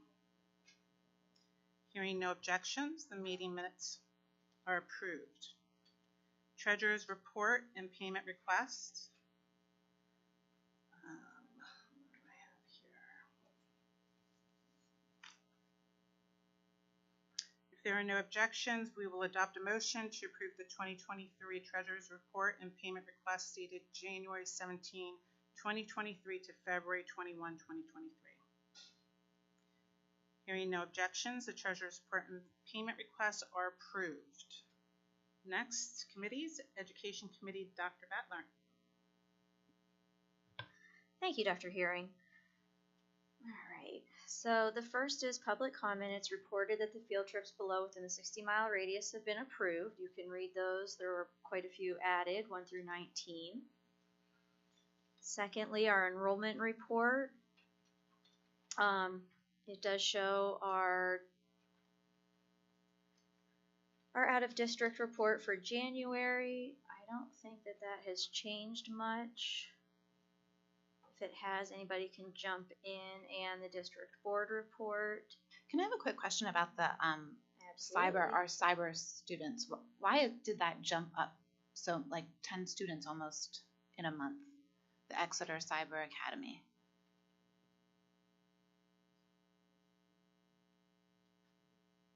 We'd have to check on that. That's not something that we track it in the enrollment report, but we weren't. I have to find out. Okay. I was kind of questioning the same thing because I couldn't find any differences on below, but thought it might be just a glitch. Okay, and then the last. It is recommended that the Board of School Directors approve the following education committee items. We're going to go through these separately. First one is number 1, the following field trips beyond the 60-mile radius, A through I. Second. We have a motion and a second. Any discussion? All in favor say aye. Aye. Opposed? Any abstentions? Motion carries. Thank you. It is recommended that the Board of School Directors approves the following list of staff conferences. Second. We have a motion and a second. Any discussion? Dr. Hearing, I'll be abstaining from this due to my spouse being listed. Okay. All in favor say aye. Aye. Opposed? Abstentions? Abstain. Motion carries. Okay, I'm going to combine items 3, 4, and 5. It is recommended that the Board of School Directors approves a settlement agreement and release between the parents individually on their own behalf and on behalf of their minor child, the 3 students listed, as proposed, and further authorizes the board president and board secretary to execute the settlement agreement and release on behalf of the district. Second. We have a motion and a second. Any discussion? All in favor say aye. Aye. Opposed? Any abstentions? Motion carries. I'm going to skip number 6 and go to number 7. It has been reported that senior high school student has been given permission to attend Exeter Township Senior High School as a non-resident senior for the remainder of the 22-23 school year in accordance in policy 202. And that's not something we have to vote on, correct? Oh, sorry. Then, forgive me. Then back to number 6. It is recommended that the Board of School Directors authorize the superintendent to utilize flexible instruction days at her discretion in accordance with parameters set by the Pennsylvania Department of Education for the 23-24 school year. Second. We have a motion and a second. Any discussion? I would like to say something. In one of my first board trainings, I was encouraged to make all decisions through the lenses of student achievement. And that has been very difficult over the years, but we have certainly learned the past few years the importance of what our teachers and staff do with each day within our classrooms and their impact on student achievement. As we invest $200,000 per day on highly qualified staff, I believe it would not only be a disservice to our students, but also a misappropriation of up to $1 million tax dollars per year. And so I'm not in favor of utilizing FID days because I do believe that the possibility of removing these instructional days will be detrimental to student achievement and will result in inequities among student populations, including our special education students and our students receiving additional services. So I will be voting no for this proposal this evening. Dr. Herring, I'd also like to make a few comments, if I could, about this particular item. I also plan to vote against the motion as it currently stands, and I ask the board to consider amending the motion. My concerns really relate to the use of 5 flexible instructional days as an alternative to rescheduling our snow days within the calendar.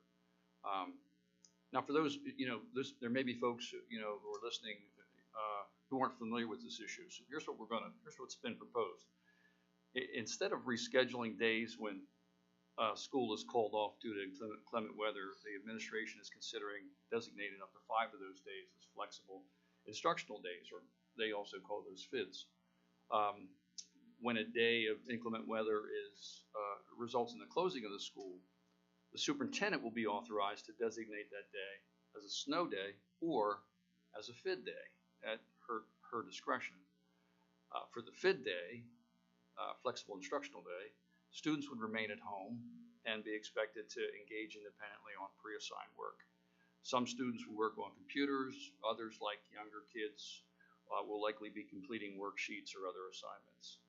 Teachers and some support staff may be available at times throughout the day for check-ins, but otherwise they have no designated instructional responsibilities.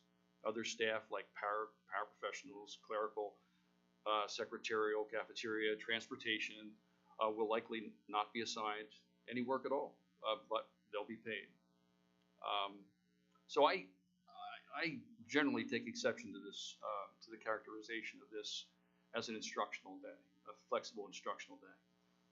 Instruction, from my view, is the process of teaching and engaging students with content, and that's just not happening with a flexible instructional day. It's really a misnomer.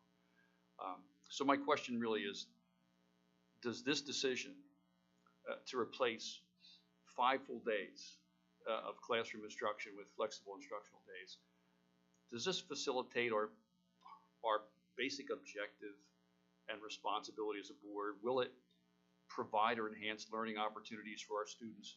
Does it have educational value? Does it meet the litmus test for all board decisions? In other words, is what we're recommending best for kids? I mean, what's best for kids should always be our primary consideration. And I'm convinced that the use of these flexible instructional days fails to meet that standard. And there are three points that I'd like to make on that, in that respect. One is academics, the academic impact that I think Allison alluded to. We saw what happened when we implemented in-home instruction strategies during COVID. And that's essentially what we're going back to here. Although there's no interface. I mean, with COVID, we had the interface with teachers, and we used what was referred to as synchronous online instruction. So that was actually an improvement with COVID. This is not that. This is far below that standard. I think most experts would agree that year of COVID was an instructional disaster, and it resulted in significant learning loss K to 12. So with almost half of our students falling below proficiency in reading and math, it's hard to fathom why we consider using these flexible instructional days in place of high quality professional educational services that would typically be provided in a regular controlled classroom environment. So I'm very concerned that the flexible instructional days leave students in situations with no guarantee of adult supervision, no opportunity for interactive learning activities or peer engagement, no opportunities to question and answer, no active learning. I just can't see how we can justify calling this instruction, how we call this education. The second aspect of this that concerns me is special education. We've got 20% of our population identified as disabled with a diagnosis that interferes with their ability to learn. And these kids, 1 out of 5 of our kids have a program of specially designed instruction. They have IEPs. And these are essentially legally binding contracts with a parent. IEPs are documents that outline instructional methodology, specific goals and objectives, performance standards, specific hours of instruction within a 180-day school year, related services, assistive devices, instructional accommodations. Some of these kids have a one-on-one support service to learn. Others have a customized learning environment. I just don't see how we can justify reducing their services even one day without denying them their entitlement to what IDEA refers to as an appropriate individualized educational program. Special education attorneys make their living on due process lawsuits where districts fail to adhere to the contractual provisions outlined in the student's IEP. Again, this is something that's wrong for the student. It puts the district in a potentially litigious position, and it's a waste of important educational resources. And then finally, I'm going to reiterate something that Mrs. Wilson said, the financial part of this. It's understood that staffing expenses and benefits make up, as Mr. Fike pointed out, the largest part of our $82 million budget, somewhere in the neighborhood of 70 to 75%. And the business office determined that we spend about $200,000 per day on staffing. These dollars represent the daily losses that will incur when teachers and staff are not at work. These funds have been entrusted to us by the community with the understanding that they'll be used to provide the best instructional programming and services possible to our 3,900 students. Our job as a board is to assure that these dollars are not wasted. But I'll take that analysis one step further. I think our entire budget is dedicated to the provision of 180 days of instruction. Every penny, whether it's for pensions, facilities, instructional materials, or school buses, every penny of our budget is spent in the service of 180 days of instruction. So take away one of those 180 days from the entire budget, and that's $460,000 per day. And 5 days would be $2.3 million. So I believe if we approve a process that gives carte blanche to the superintendent to waste hundreds of thousands of dollars per day to avoid a calendar extension, essentially something that schools have addressed successfully ever since I can remember, then we failed students. I think we failed our fiduciary role as stewards of the community's financial investment in public ed, and we failed to understand the tremendous value of our in-class educational programs and services provided by our well-trained, dedicated instructional staff, services that will lie dormant during a FID day. I could go on, and I am very simply would just request that the board consider an amendment to the motion, that FIDs be used only as a last resort for a crisis or other emergency purposes, but not to be used for traditional and predictable inclement weather days, commonly referred to as snow days. And if that's not satisfactory to the majority of the board, then I would at least request that we limit the number of FID days that we use during snow days. In that way, I think we can preserve and ensure the integrity of a full 180-day schedule of classroom instruction for all of our students. So again, I'd like to reiterate my request that we amend the motion to either reduce or eliminate the use of FID days for the use of snow days. I would suggest if folks want to entertain that before we have, it would have to be Dr. Battler to amend her motion, but before you do that, perhaps if anybody else wants to make comments so that we know what we want to land on before any amendments are made. Do our teachers get paid any less when we have a snow day? They have to make that up. We've got 3 days built in. No, we don't. No, we don't. Why didn't you? Well, we have 3 snow days. But But built they in. have to make it up. Still equals out to 180 days. Right. The way the calendar is designed is we currently have 3 snow days built in over what would be quote unquote the spring break. If I recall correctly, we recommended that there would be 5. But that was, we were asked to amend that calendar and to reduce it to 3. This has been a very mild winter. Pennsylvania winters don't always equate to mild, and sometimes there could be snow or other factors. I believe that there should be more than 3 days built into the calendar. However, if it's the board's desire to have 3, then it's the board's desire to have 3, and that's fine. FID days are a tool that was given to school districts to manage snow days. Other school districts have been using FID days. Some school districts have decided in Berks County that they're going to use FID days before they use traditional snow days, and that's certainly their prerogative. Exeter is moving forward and asking to use FID days is not something that other districts aren't doing. And the previous 2 superintendents, when FID days were brought in, they were not given explicit permission to use or not use FID days. It was just simply determined that we would be using the snow days most likely first, which is fine. You know, if the board would prefer that I use the snow days first, that's fine. I just need to have an understanding as to where the board would like us to land in the direction of using FID days, because for this year the direction is that we would be using the traditional snow days first, and then if needed we would use the FID days.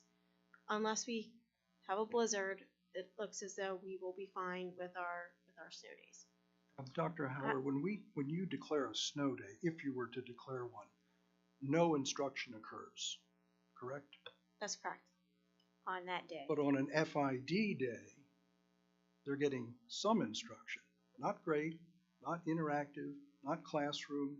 And I would remind the board that over the last, it was just 2 years ago,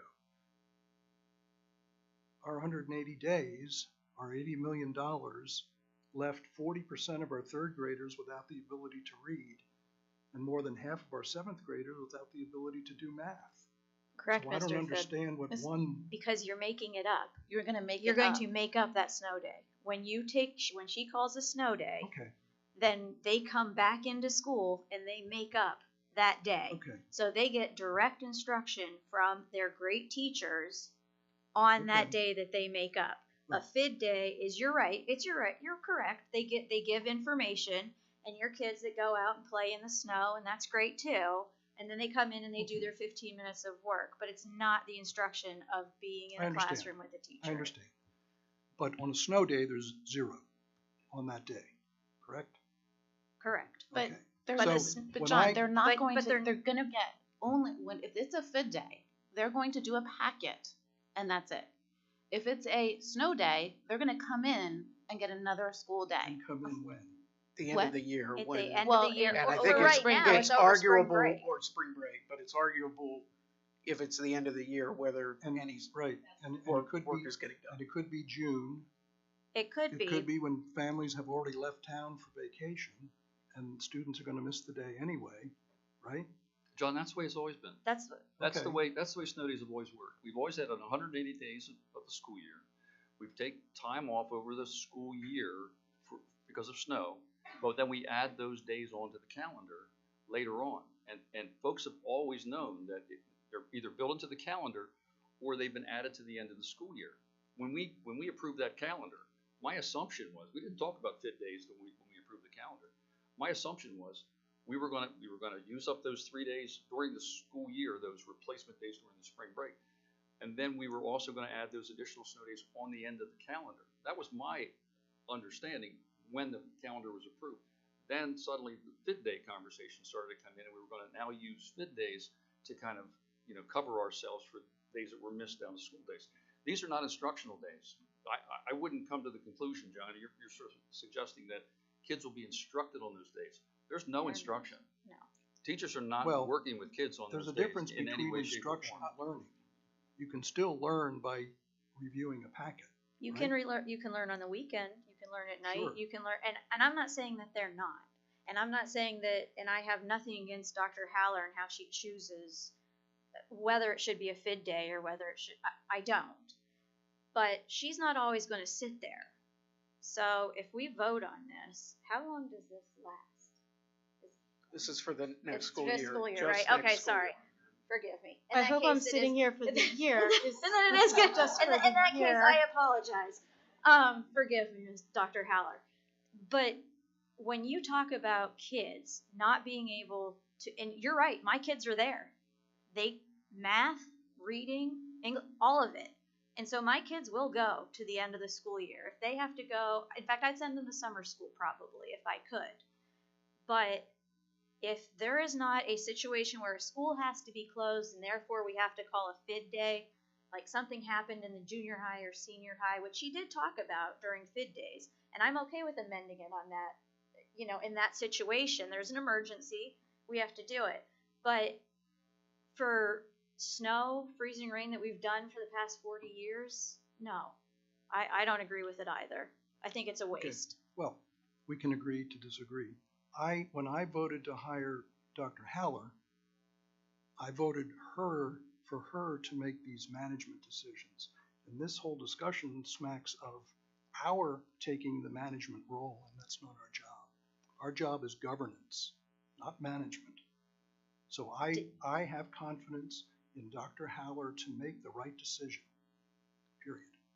And I do want to say that I do agree with that. But when you talk about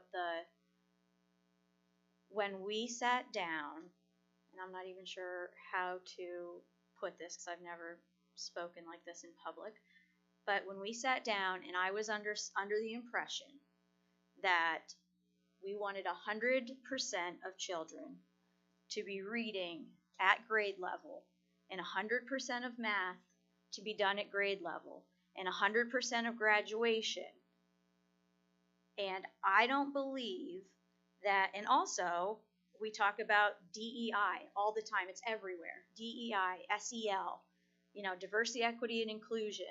Do you think there are some kids that are going to be able to do this? No. Probably half of them aren't. It's our kids that might be able to do that, but I don't think half of them are going to be able to even do it. Those who are in daycare, those who are at parents' houses, because most people, even on a snow day like me, we still go to work. So my kids are left home alone. I mean, Dr. Haller might even be at work. I don't even know if, because she'll be doing all of this. When we talk about social emotional learning, and people they lose a day of being able to interact with their classmates. That's a big deal. And if we didn't learn that during COVID, then we might not. But when we put those on the table and expect Dr. Haller to have to choose between, with all of these, I don't know, I think that it's our responsibility to say whether or not these should be used, whether or not snow days should be used. And that's not a dig, that's not a dig at all. I just think that with the things that we have set for Dr. Haller, that I don't think that this is giving her the ability even, how is she going to reach those goals that we set when we said we're hiring you? Is that fair? Our policies are supposed to govern and help her to achieve these goals. I mean, I would never expect to walk into a job that somebody set up for me to fail. So if our kids are already not doing well, why are we going to add on to that and add on to the stress? I do believe in snow days. That's I just want to put that out there. That's why in the original calendar we recommended 5. We recommended 5 snow days because we are of the belief that having kids in school is what is the priority. And as a former classroom teacher, it is very challenging when school is disrupted. And we all prefer that not to happen. And snow is something that none of us can control. So for those of us who have ever taught a tested subject grade, you want kids in school every single day before you get to the PSSAs and the Keystones. So tacking days on in June is not tremendously helpful to getting us to what is that 100%, because that's what we're banking on to get to that 100%. That's why, again, we recommended the five snow days, and now we're down to 3, which is fine. So from our perspective, we would recommend that we use the snow days first, and then if need be, if it's a horrible winter, then we go to use the 5 days. And I mean, gosh, I hope that we don't have 8 snow days in a year, but you just don't know. But at least it gets in that review for students who are tested subjects. But again, snow days, in my opinion, are the ideal way to go, but we only have 3, so then we just need another way to manage it. And if it's the board's prerogative to add it on to the end of the year, that's fine, but just know that that's not going to help with the 100%. I just want everyone to be on the same page with that, because the kids are tested in April and the school year ends in June. So that's why it's really critical that you have snow days built in. So I just want to make sure that point was made. I'd like to ask, in addition, do our teachers get paid during spring break? Yes. Okay, so that washes away the idea that we're wasting the money, because we've already got 5 days. They're going to get paid anyway for not working. That doesn't make So, any sense. now, They get no, paid just for a minute. 180 Let me finish. days. Well, no, what you said Let was me false. finish, Fine. please. Yes. Fine, but I'll finish first. Now, so far, this is not missing school for weeks and months. We're talking a maximum of 5 days. I dare anyone here to say that they never skipped a day of school and that it did them irrevocable harm. That they, somehow they've been, that missing days has affected them for the rest of their life. I know I did it, and I'll be the first to admit it. I went swimming down in the pond down there with a young lady. It was a lot better than going to school. I happened to miss an award ceremony too. But anyway,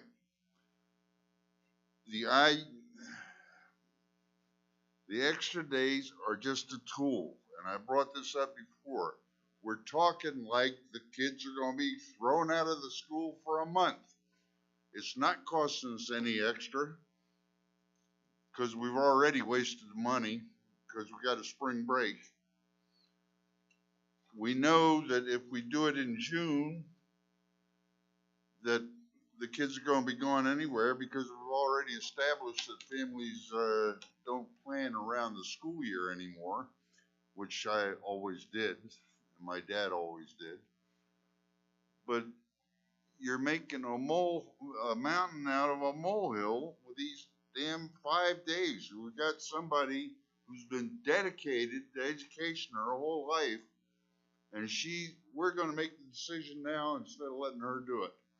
I'm for giving the option to Dr. Haller, and I thank you. Okay. And Dr. Haller, I do appreciate you. But you're wrong when you say when you give a teacher a 5-day spring break that they're getting paid. They get paid for 180 days a year. They choose how they get paid for it. They can get paid over the entire year. They can get paid just over the 180 days. They can get paid. So the fact that the spring break is in the middle of it has nothing to do with how much or how they're getting paid. Well, then neither What does I how you said do. when you talk about a FID day is a day outside of school where a teacher still gets paid but is not required to actually physically teach. So you're wrong. I apologize, but that's Would you inaccurate. please tell me what the difference between me giving them off Thursday and me giving them off the entire week of May 20th is? What's the difference? It's a day off. They're not working. They're. Could I and- share my thoughts before Yeah, please. fisticuffs Yeah, break go out? ahead. Thank you. Just, again, and I said it back at the committee of the whole meeting, we are talking about 5 days. I feel like I have complete trust in Dr. Haller to use these flexible instruction days as a tool as she sees needed. I think it is basically saying to her, if we do not allow this, that we don't trust you. We don't trust you to make the right decision. And I just don't agree with that. I think she has the power and she knows better than any of us when a fit day is appropriate to be called. The other thing I take issue with is there's been some comments flying around that this is a vacation day for teachers, or teachers aren't doing anything. My understanding was teachers are still involved. They are supporting the children, answering questions. They're doing a morning check-in when that packet is out. They're not just handing out packets and going off to, a spa for the rest of the day. That's all I have to say. I'd like to add to that, Mr. Mel, though, because when I said it's a misappropriation of funds, what teachers are doing is the day before or a week before, they're working frantically in all of their in-between time trying to get this work together, which does not measure up to what the goals they need to accomplish. And on that day, basically what we're asking of them is to fit all of your standards and everything that you do. Instead of 180 days, you need to squish it into 175, and yet we still expect this from you. We still expect top-notch 100% in 175 days instead of 180. We approached it differently this year because we were not pleased with the product from last year. So what we did this year was we looked at what kindergartners, first graders, second graders would be doing, what is important foundational skills that they need to review for ELA, math, science, social studies, and we pulled that information together so that way it was going to be reviewed because it wouldn't be necessarily something that was taught. But for 3rd through 6th grade, we looked at specifically the PSSA sampler because that's the tool that the state gives us to prepare students for the PSSAs. And then we based the information primarily on that. 7 through 12 is already using Schoology, so they can add things as they do regularly to modify it so it goes along with what they would be instructing, which is what they do now. It's almost like an online syllabus for students to access that they are updating regularly. So that's why we approached it like that, because we needed it to be functional and to be more of a review. And then if students don't complete it, then we would backtrack to those students to make sure that they are reviewing it, especially for the PSSA information, because that's extremely important. We don't want kids to miss school because we do have that test looming over us, and we do take those scores extremely important. That's very, very important. The reason why we didn't look at doing more of a synchronous model is because of the fact that students might not be able to access technology, and it's not necessarily because of their parents. It might be because they might not have power in certain locations in the township because there might be an ice storm and wires down. And we might not necessarily know all that information. Or it might happen over the course of the day. So that's why we wanted to present it in that way, where it was not synchronous instruction. It was something that would be more accessible for students, and it was again, more of a review, so it wouldn't be that time lost. It would be something that was more relevant and be productive. Again, what was done this year was we committed to using the snow days first. And then if we needed more time, then perhaps we could look at using those fit days so we weren't tacking it on to the end of the year. I think that's a good model. I think we use the snow days. I have no problem with doing that. And then if need be, that we use the fit days. If that's not the direction we want to go in, that's fine too. But again, adding them to June might not be the best piece. And I understand the concern about what is staff doing. But I think it's really important to point out that the majority of the staff who would be impacted are our teachers. And yes, teachers are compensated for their work during the school year, during the school day, but they're not compensated for all the work that they do before school and after school and on the weekends in order to prepare for instruction.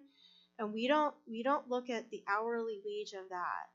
So, I think that, when you think about how much it costs for a teacher a day that's getting paid in the district and you compare that to a fit day, we don't ever consider all the time that staff puts in after the day's over.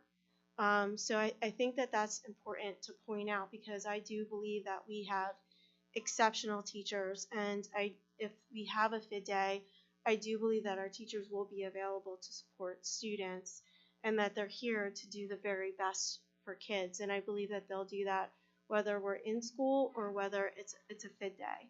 And again, this is only a conversation because PDE has allowed it. This is not something that I've made up as a superintendent or any other superintendent has made up in the 500 school district.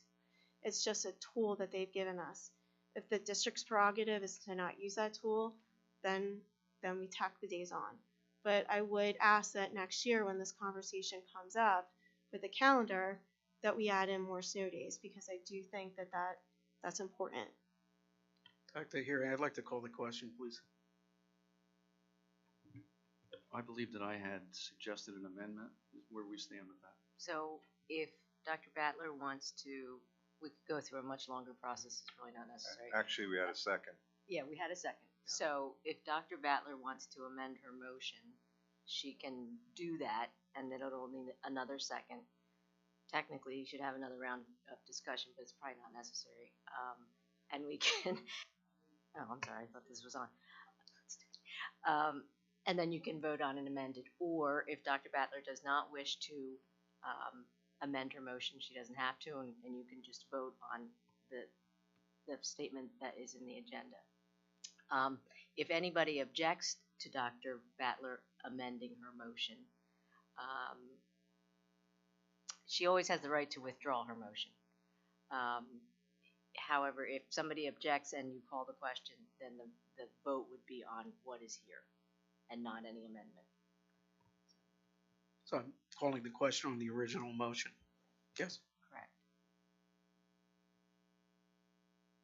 The original motion is on the floor. It's okay. You're voting on the original motion. Okay, so all in favor? Say Aye. aye. Aye. Aye. Opposed? No. I believe, do we need to do a count? Okay, 5-3. motion carries. Yep. Thank you, Dr. Battler.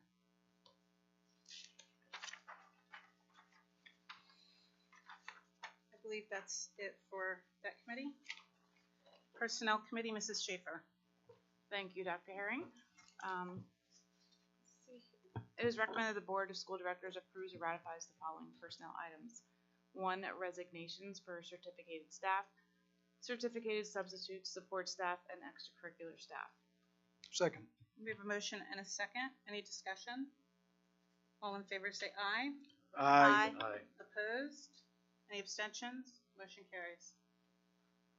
It is recommended the Board of School Directors approves or ratifies the following personnel items. 2 retirements for certificated staff. Second. We have a motion and a second. Any discussion? All in favor say aye. Aye. Aye. Opposed? Any abstentions? Motion carries. It is recommended that the Board of School Directors approves or ratifies the following personnel items.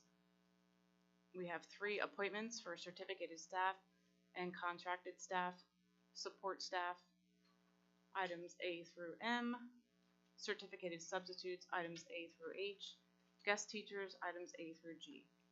Second. We have a motion and a second. Any discussion? All in favor say aye. Aye. Opposed? Any abstentions? Motion carries. It is recommended that the Board of School Directors approves or ratifies the following personnel items. Leave of absences. Second. We have a motion and a second. Any discussion? All in favor say aye. Aye. Opposed? Abstentions? Motion carries. It is recommended that the Board of School Directors approves the attached updated job descriptions for A, Athletic Director and Seasonal Grounds Supervisor, B, Public Relations Director, and C, K through 12 Student Support Coordinator. Second.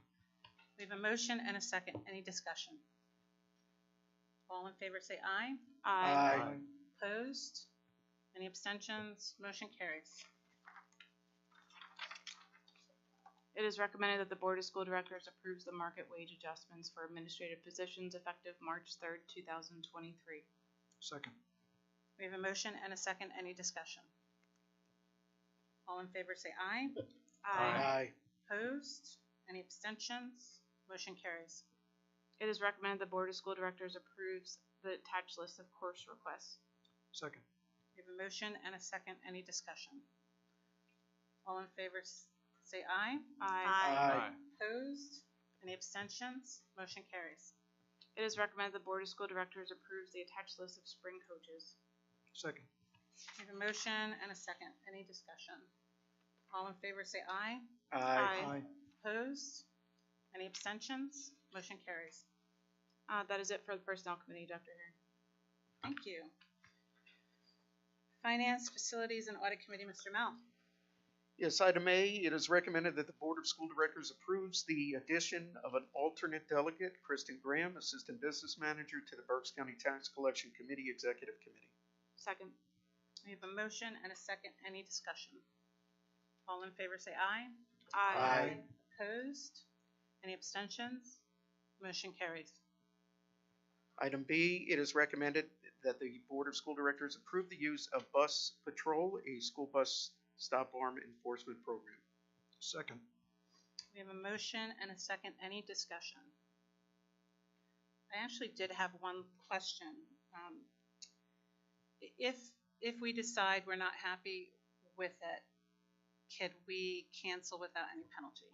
Can we decide to stop doing it without any penalty? Based on what I've seen in the contract, the only thing listed with a 5-year agreement is termination for cause, which laid out 3 areas where I believe it was either the law is ended, the stop arm law, or it's taken to court that the program itself is not able to accurately find or be legal in court.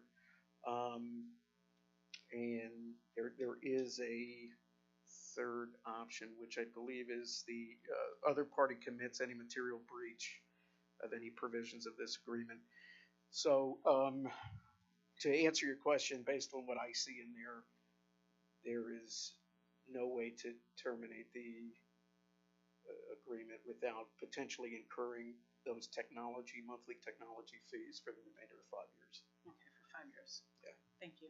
We did have one resident bring up they objected to the electronic monitoring, and the fact that you might not be driving. This, I think it should be made clear, this company has no ticket writing or fine authority.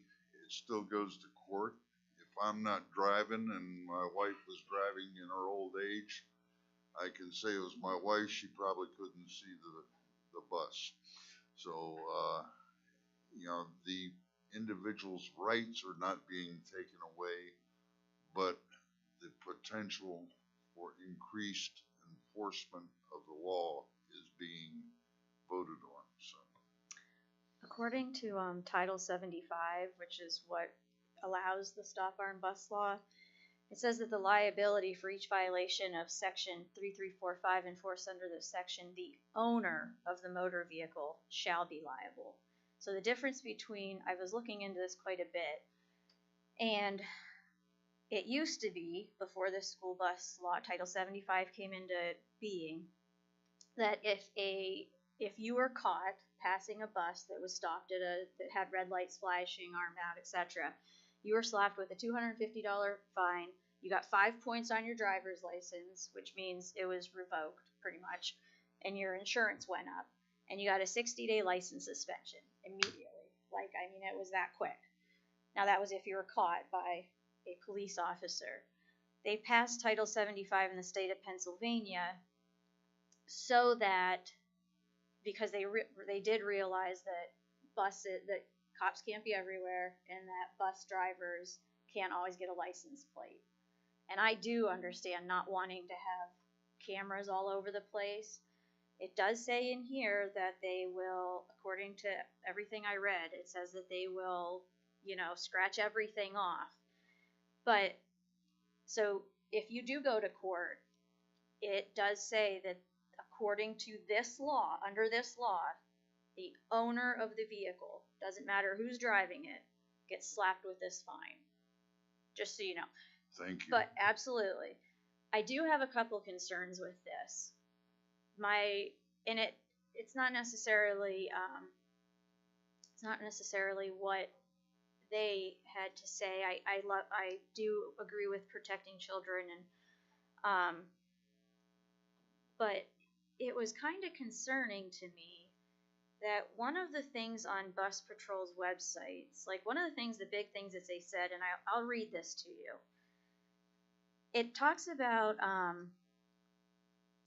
how much money you're going to get from having this in your school buses, right? So they have this plan, and the plan that they have is that they set up 10 school districts in about every state that they can, and those 10 school districts will get enough traffic so that they're able to pass these laws, like is on Title 75 on our books in Pennsylvania. We're one of 12 states that currently has this law.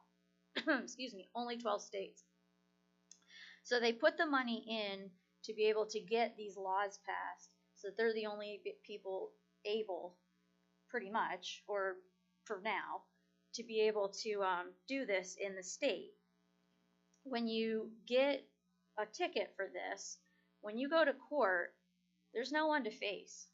You don't face your accuser. You can't face AI, artificial intelligence. In fact, according to this, you don't even have. There's a cop doesn't even have to show up. So in a different situation, a police officer would show up. There's no one to face. I don't know how I feel about that. But according to them, it says the technology required to power our Stop Arm program provides all of our riders and their parents with additional benefits, such as access to Wi-Fi and emergency bus safety and anti-bullying alerts. It doesn't say anything of how that's possible, but this is what it says. Through our exclusive partnerships with industry leaders including Samsung, AT&T, FirstNet, Zonar, Bus Planner, and TransFinder, all student riders and their families benefit from Bus Patrol programs. And it talks about how parents can see on their smartphones where kids are on the bus. Kids can see, like, there's all of this different things about, GPS specific applications. And then at the end it says, Bus Planner Info is a live web services product that can replicate data between applications or service live information requests directly from your transportation database. With it, your bus planner data is accessible to our bus planner apps, which is what the parents and school district use, as well as our bus planner GPS workflow and trips products. So there's all of these So when we were talking about marketing strategy, because you were talking about the 60/40, I'm sorry, I was just like, how does that work? They have all of these extra things that they want you to buy afterwards. So I just want that to be very clear, that it's not just they install this. They will want you to buy all of these other things in addition to what they're providing now. According to this, we don't have to, but it does say that they update their services and their service agreements every 5 years. So I'm not saying that this would happen, but in 5 years, who's to say that they don't say, you have to have this to be able to function properly? Or, you know, with these updates, you need now this, which happens with everything in technology, right? I mean, so, and the only other concern I have, and then I'll be done, also in this policy, when he was talking, and it even says on here, I apologize, I'll just bring up one other little thing that it says, because I was like, huh. It talks about how, oops, I'm sorry. It talks about how they're doing so much good for the, for every place that they're in, and how much revenue is being, you know, how much revenue people are getting. It talks about, you know, well, we had 175 tickets sent out this month, and, you know, et cetera, and they kept talking about this, and I thought, okay.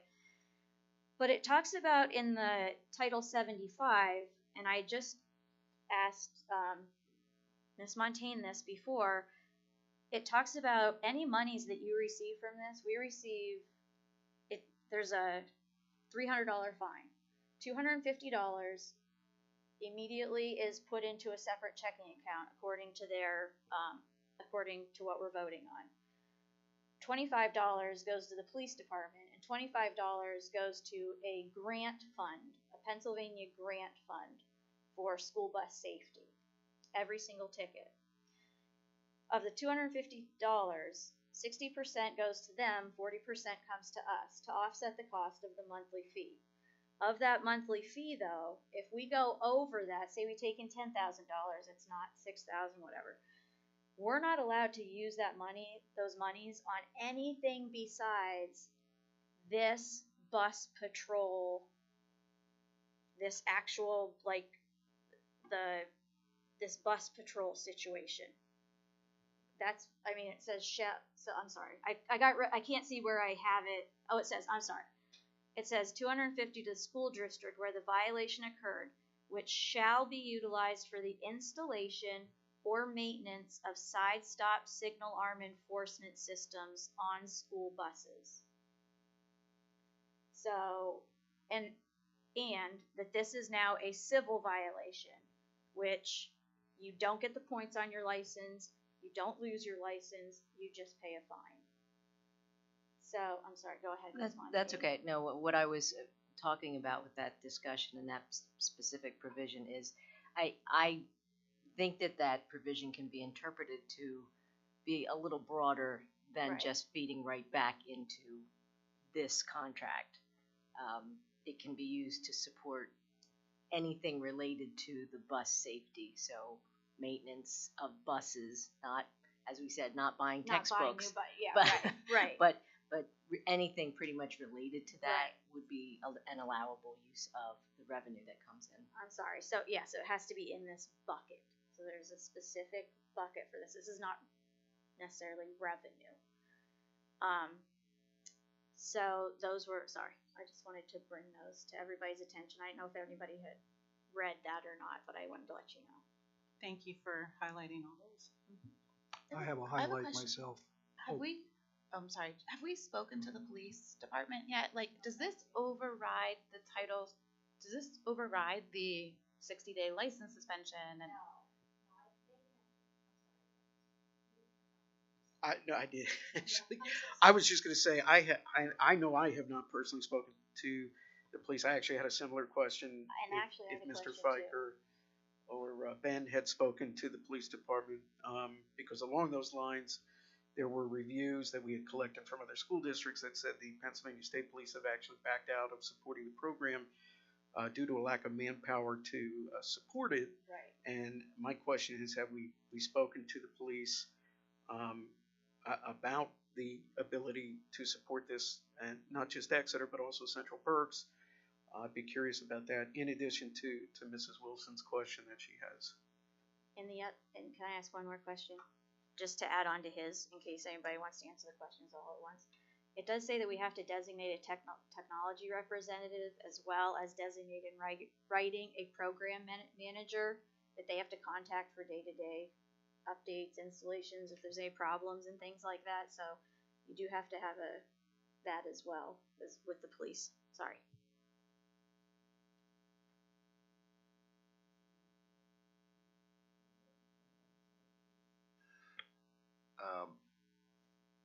I guess Eric would be the one to answer about the police, but we're looking at it as more as a safety issue. I know, we have AI. If you go to Philadelphia and run a stoplight, you're gonna get a ticket in the mail. If you run through Jersey tolls or whatever, there's AI all over the place. What the law changed was you can't lose your license or get points because you can't go against a live person or fight a live person. You're fighting a computer, so they made it a fine only. Right now, I can answer about the technology. We already have a technology person that works with our existing camera system, which is getting to the point that soon has to be replaced. And so there's already people designated to do that because our bus drivers or maintenance people can install cameras, but they're not technology experts to constantly be upgrading or tying in software. Right, Ben? Yeah. Pardon? Sorry. The program manager. We have a program manager that works with any outside vendor for software updates because we don't allow anyone to automatically update our systems. Our people make sure that what we're getting is not an outside hack or something like that. So we've always had program manager no matter what software it is. And the struggle we're having right now is these violations are occurring, and every time it happens, it puts someone's child at risk. And the bus driver does the best that they can to try and capture these license plate numbers and cars, and we're not able to always provide the information necessary for the police to issue a ticket. And when the little girl was hit at Lorraine, they had a pretty good view of the description of the car and a partial license plate, and they weren't able to get that person. And that was very concerning because one more second and that girl absolutely would have been seriously injured. So we're viewing it from a point of student safety, and as far as the funds not being able to be used for other things, that's no different than the revenue that comes in for the cafeteria. So with our cafeteria, they do generate funds, revenue, but it can only be used for the cafeteria. So this would be along that same line. The question I have pertains actually to one of the 6.3.1, which is part of the restricted use under reservations of right in the contract. It says the use of the bus patrol equipment, software, or intellectual property for any purposes other than bus patrol's operation of the school bus arm program. So we talk about the interior cameras that we think are going to be great to capture what's going on inside the bus. Are we restricted from using that for our own personal security issues within the school district? Because based upon this contract, that's not the sole purpose. This is for school bus stop arm program.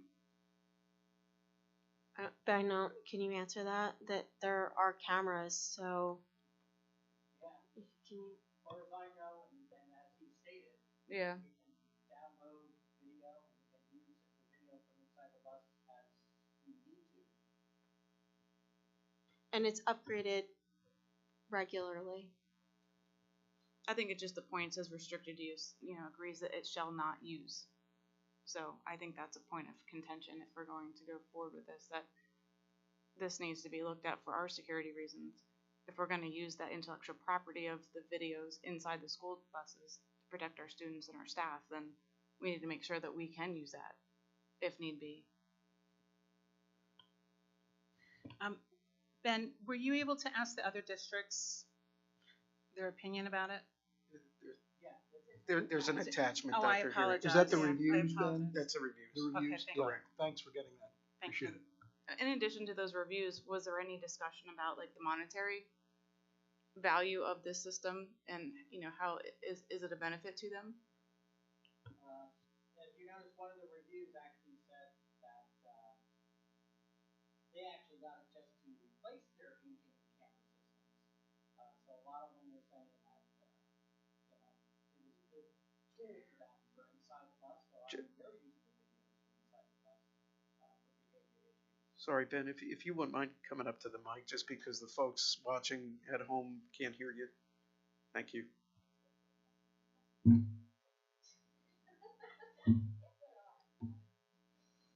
Yeah. Yeah. So if you read the reviews, a lot of the school districts used it to actually update their aging video systems inside the bus. And they said they were very happy with what they were getting, and it's very easy to get a hold of for principals or for any other reason why you would need the interior video.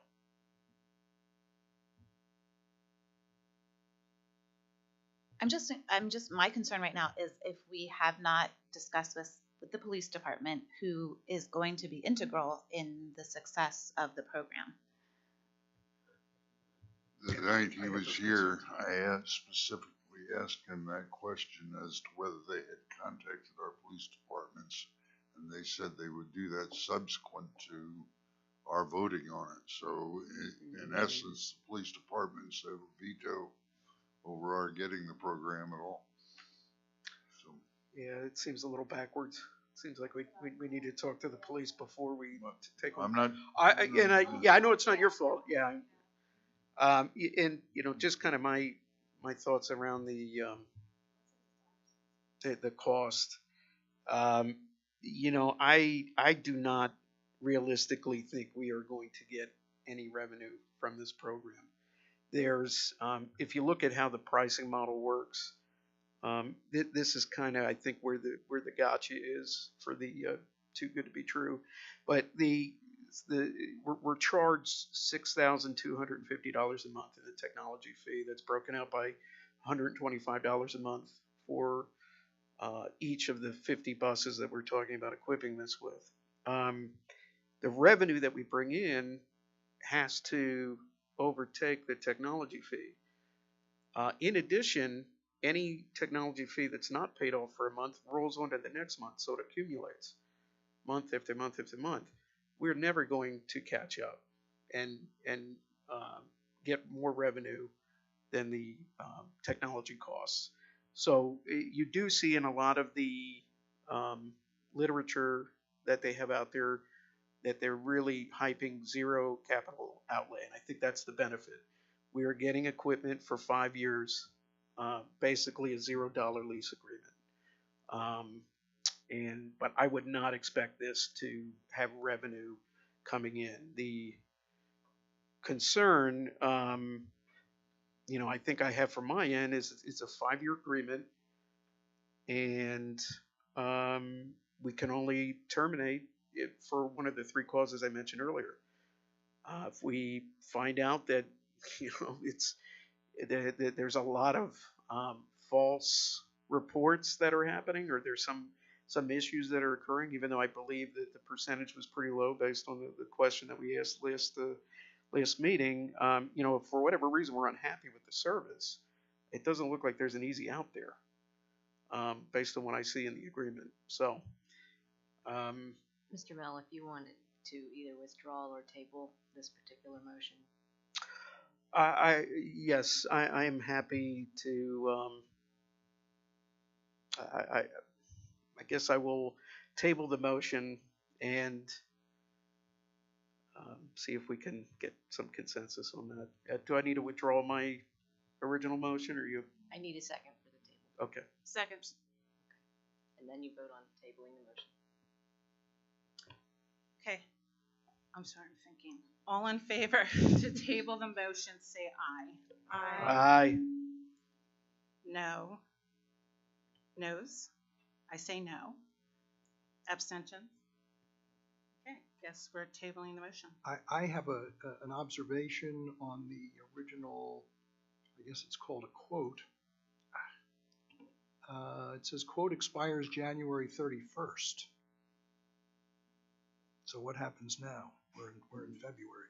It sounds to We me, get a new quote, I guess, if, rather than ask questions we've already that tabled it. and can't be answered, maybe we should have Mr. Anderson come back to answer some of these Kind of questions. surprised he wasn't here tonight. That's my opinion. I agree. So Yeah, I agree. we're tabling it so we can get further information. Is that correct? Yes, at least my recommendation would be to have a conversation with both police departments and Who are you asking to have that conversation?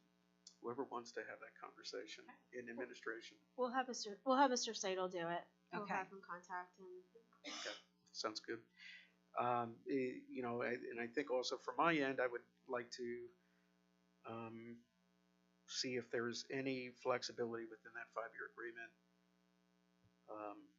to add some type of out that would be related to dissatisfaction with service. And we want to know if this quote is still good, since it expired 3 weeks ago.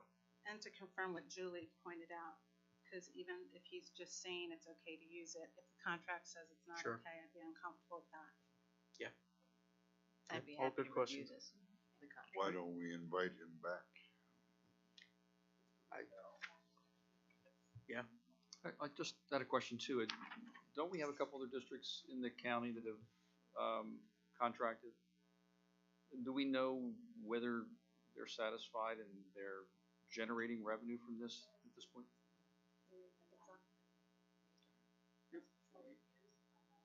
There's an attachment. They don't talk about any revenues though. Just that they're great services. There was only one. Yeah.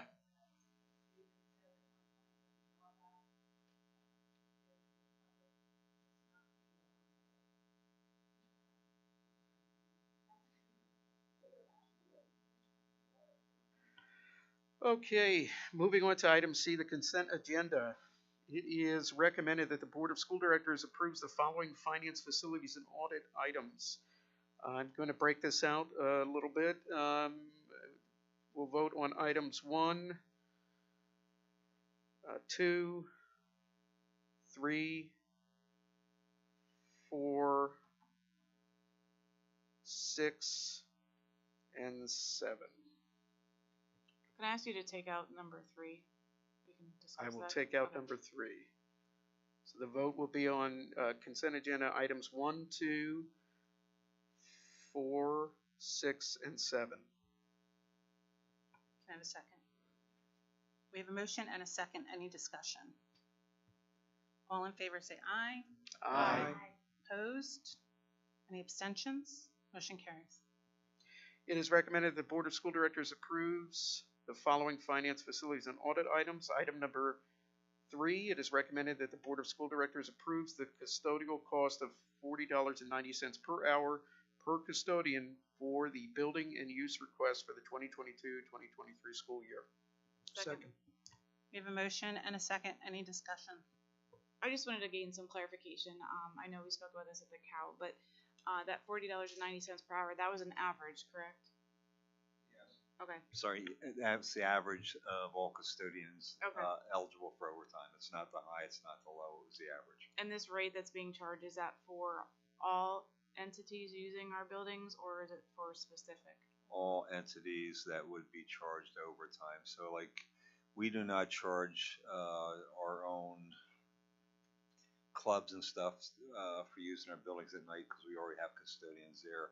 We do charge them if they're used on weekends that we have to bring someone in to open the building, stay there, and close the building. We charge outside entities off hour 1. So any entity that is benefiting our students, we don't charge. unless it's weekends that Okay. we have to bring someone in for overtime. And, 2 weeks ago, I looked at our overtime. We had 140 hours of overtime in one weekend.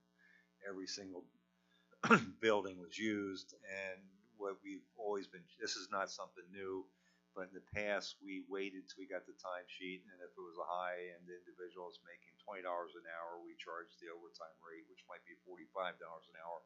If it was a low individual, make $11.50, we charge that overtime rate, which would be $35. And this really came up when I had a group asked to rent a building for 4 hours on Saturday and 4 hours on Sunday, and they questioned why there was two different rates because it was two different overtime. So I felt to use the average overtime, and then people know up front what they have to pay instead of having to wait for the bill to come afterwards and find out that they're over what they're guesstimated or under what they're guesstimated. Mr. Fike, can you confirm this is strictly for indoor use? This has nothing to do with outdoor facilities at all? This is strictly indoor use. Outdoor use, the only thing we charge is if it's an outside group to rent the fields. Yeah. We don't charge a normal district groups to rent fields or something. We don't charge to pick up the trash afterwards or, those type of things. This is strictly indoor use where we have to open a building and monitor who's in there, make sure no one's running the halls and clean the bathrooms. We don't charge for bathroom, materials or supplies or anything like that.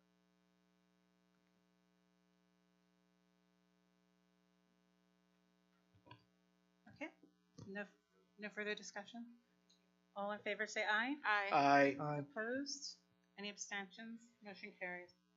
Okay, it is recommended that the Board of School Directors approves the following finance, facilities, and audit items. Item number 5, it is recommended that the Board of School Directors approve the authorization of the administration to proceed with the sale of the Rifton School parcel. Second. We have a motion and a second. Any discussion?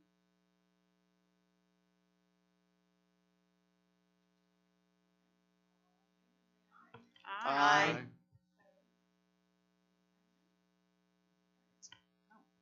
Doctor, hearing that is it for my committee report.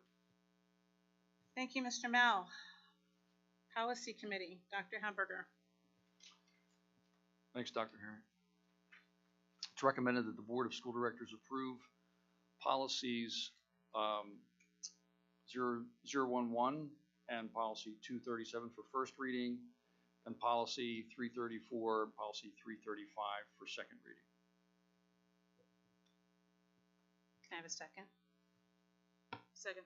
We have a motion and a second. Any discussion? All in favor say aye. Aye. Opposed? Any abstentions? Motion carries. Thanks, Dr. Herring. That's all for the Policy Committee. Thank you. Athletics and Extracurricular Activities Committee, Mrs. Wilson. All right, I had a phone call today with Mr. Lagasse, so I have lots of notes here. Very, very busy season. But first, our Exeter musicians have all been very busy participating in county and district band, orchestra, and chorus, with the senior high school hosting district orchestra a few weekends ago. And also be sure to get your tickets for Matilda the Musical, which will be March 30th through April 2nd. Also, March is Youth Art Month, and we'll be celebrating at the library with an artist reception on Friday, March 3rd, and you can visit anytime in March to see Exeter School District students' artwork on display. So, from Mr. Lagasse, the Exeter boys basketball team qualified last night for states when they won their district playoff game last night, and they will play another district playoff game this Thursday at home against Milton Hershey. They did play in the county finals for the first time in 49 years on Friday night. Unfortunately, they came up short there, but we wish them all the best as they continue their district and state quest. Also, Coach Matt Ashcroft was named Coach of the Year this year. We also had 2 basketball players, Zion Paschal and Anthony Cachese, named All-County, and one of our girl basketball players, Grace Reedy, named all county. The girls went from 2 wins last year to 11 wins this year, which allowed them to qualify for the BCAA tournament this winter. We have numerous boys and girls that will be heading to districts for swimming Friday, March 2nd and 3rd. In addition, we also have 6 wrestlers which have qualified for district swimming, wrestling Friday and Saturday. We have the boys and girls bowling team both qualified for the county and district playoffs, with 4 individual girls qualifying and 2 boys individually qualifying to move on in bowling. The cheerleaders took first place in their division at Disney World and finished their competition season. And then March 6th, the high school spring sports will start, and March 20th, junior high sports will start. So that's a wrap up for now. Thank you. And if I may add to your excellent report, I had such a good time at the bocce games. It was just a lot of fun watching the spirit and the champion attitude of those kids. It was just fantastic. So I just wanted to add 100%. that. Yeah, Absolutely. Add a footnote. Thank you. Okay. Exeter Community Education Foundation, Dr. Bettler. Thanks, Dr. Hearing. In January, ECEF Student Outreach Committee received a very generous $4,700 donation from North Star UMC's Christmas Eve collection. We are beyond thankful for the church's continued support of ECEF and our student outreach program. All money donated to the Student Outreach Committee directly helps Exeter students that could use a hand up. In addition to the Student Outreach News, ECEF has provided $100 in support to 15 Exeter students who are enrolled in spring dual enrollment courses with RAC. ECEF is happy to continue finding ways, I gotta make this bigger, I'm sorry, to help Exeter students succeed and pave the way towards their future goals. 4 new bricks were added to the base of the Eagle statue in front of the senior high school in January. Many thanks to Mr. Laura for his help with installation. Phase 5 is underway for this joint project between ECEF and Exeter Alumni Association. The bricks are a great way to show your Exeter Eagles pride. They make special graduation, retirement, and memorial recognition gifts. If interested, reach out to me for an email address or just go on ECEF Foundation. Lastly, make sure to save the date for our 2nd annual Food Truck Festival. This year's event will be on Friday, May 19th, 2023 from 4 to 9 p.m. and promises to be bigger and better than last year. We have more than 15 food truck vendors already lined up, along with many other vendors, organizations, and booster club who all set up tables. Be sure to follow our Facebook page for updates. And I'm pretty sure that Dr. Haller's going first in the dunk tank. Yes, I'm going to be in the dunk tank first before Mr. Brown. Great. Thank you. BCTC Joint Operating Committee, Mr. Fiddler. Thank you, Dr. Hearing. We meet tomorrow night, so unfortunately I will miss the budget workshop, so I will be at the BCTC enjoying a wonderful meal. Great. Thank you. Dr. Hamburger, can you cover BCIU Board of Directors and Legislative Lead? Sure thing. January 19th was our first BCIU board meeting of the new year, and we've had 2 meetings, one January the 19th and one February the 16th since our last board meeting. The 19th featured the annual artwork showcase, which is part of School Director Recognition Month. So what they do is they get an original piece of artwork from each of the Berks County school districts, and they put them on display at the BCIU main office through the year. Gabrielle Estenis is one of our high school students whose work was selected from Exeter, and that depicted Gabrielle and her 2 teammates in a drawing that she referenced as kindred spirits. The other thing that we talked about on the January 19th meeting was the mandated services budget for school districts. This is the actual cost that we incur as a school district related to things like management services, curriculum development, instructional improvement, other services that we get from the IU.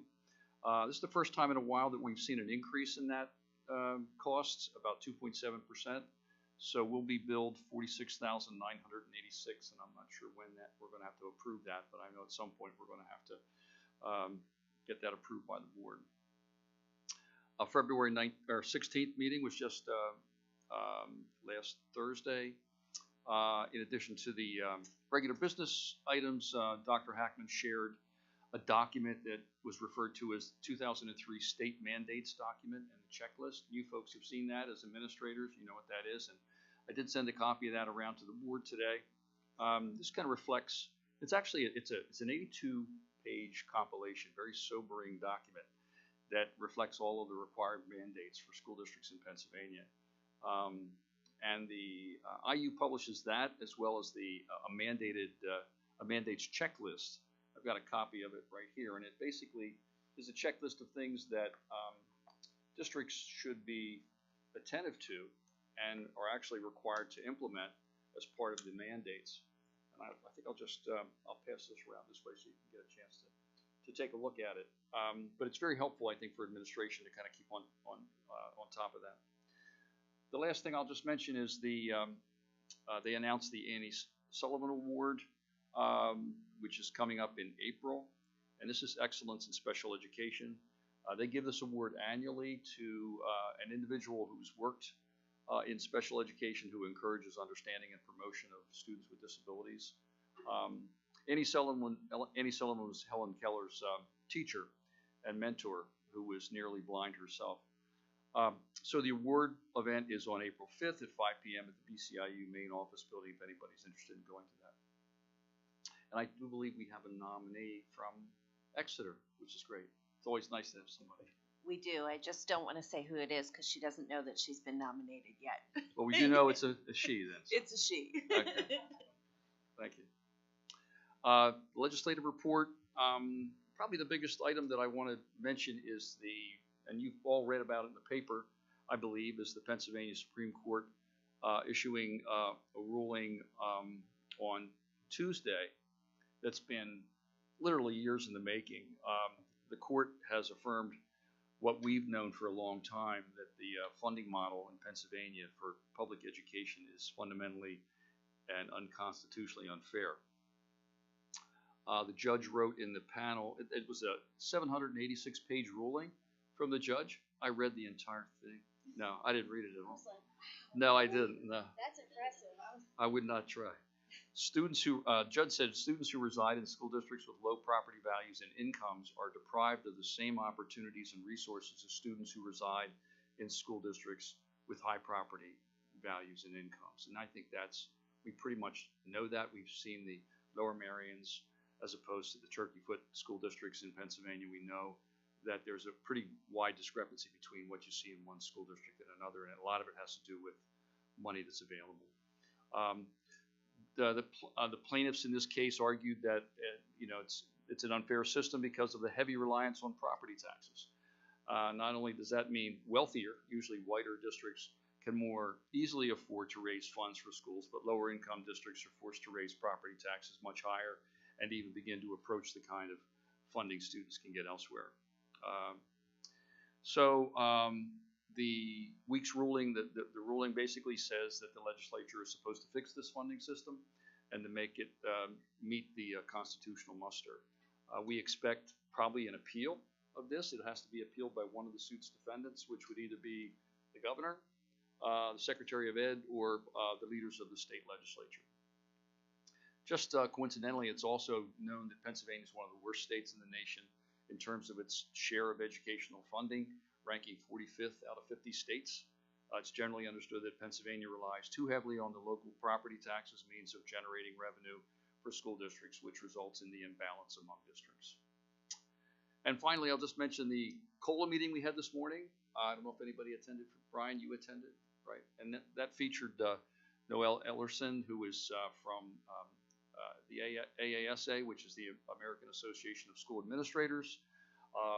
Noelle serves as the lead advocate for federal education policy in Washington, and she's the executive director of that organization. She gave us a federal update, lots of things going on in in Washington, although right now it's kind of a quiet time. I think she said it was kind of a slow time in Washington. With the change in the GOP control of the House, the educational priorities are shifting a little bit. More talk about school choice and vouchers. Also a proposed parent rights bill that we heard some things about. We heard then finally from the other COLA folks who were talked a little bit about our local priorities, which include school safety, basic ed funding, state mandates, and cyber charter school reform. And then Dr. Hackman reviewed the mandated state mandate document and the checklist for the group as well. The next COLA meeting will be on April 11th. Sorry for that long report, Doctor. Dave, I know it's late, but are there any odds makers suggesting what the chances are of anything coming of this court decision? Yeah, it's just going to take a long time, I think, and people aren't really sure. But I'm guessing it's going to be appealed, and that's going to take a long time as well. So I don't think there's going to be any resolution to this in quite a while. I don't see where our legislature is going to move that quickly on it. Yeah, I keep asking people at Giant if they've read the decision. So far, nobody has. I think there are Sharon, two other. have you read it? You have. Well, The whole yeah. 890 some pages? 786. Sorry, 786. A lot of it was backup, sort of supporting Okay. exhibits. Yeah. The state of New Jersey, I read there, they had a similar case back in the late 60s or early 70s. And they're still working on it.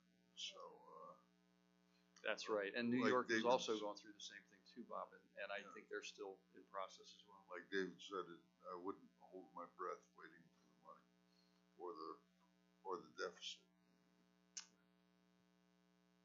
Thank you. Thank you. Township Borough Liaison, Mr. Mel. Dr. Hearing, just a real quick update. Deputy Fire Chief Chris Jordan had reached out to me a few weeks ago, as well as a few other members of the Finance Committee, just indicating that there was, or the district is capable of offering an EIT tax credit, 50%. Currently, the township does 50% up to $500. This would be something that potentially would be beneficial for people that do not own homes, as our current credit does now is based on home assessments.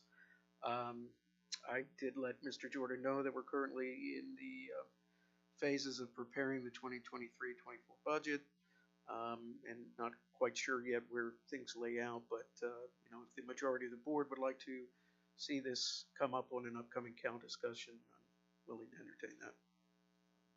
Yeah, Mr. Mel, I think the other thing you left out is you also told them, though, the last time we agreed to the real estate tax reduction, or, we also said before we do anything else, we'd want the township to be able to fund more of the fire departments than they currently are. Correct. I had shared that there were some members of the board that had previously said we would like to see the township increase their funding, which the fire advisory board had recently been created on that side. So there was some desire there to see the township increase their levels first before we contributed more. That's all I have. Okay, thank you, Mr. Mel. Next would be public comment, but no one has signed up. So would anyone on the board like to speak at this point? No? Okay, our next board meeting will be Tuesday, March 7th at 6 o'clock for the Committee of a Whole. Hearing no objections, this meeting's adjourned.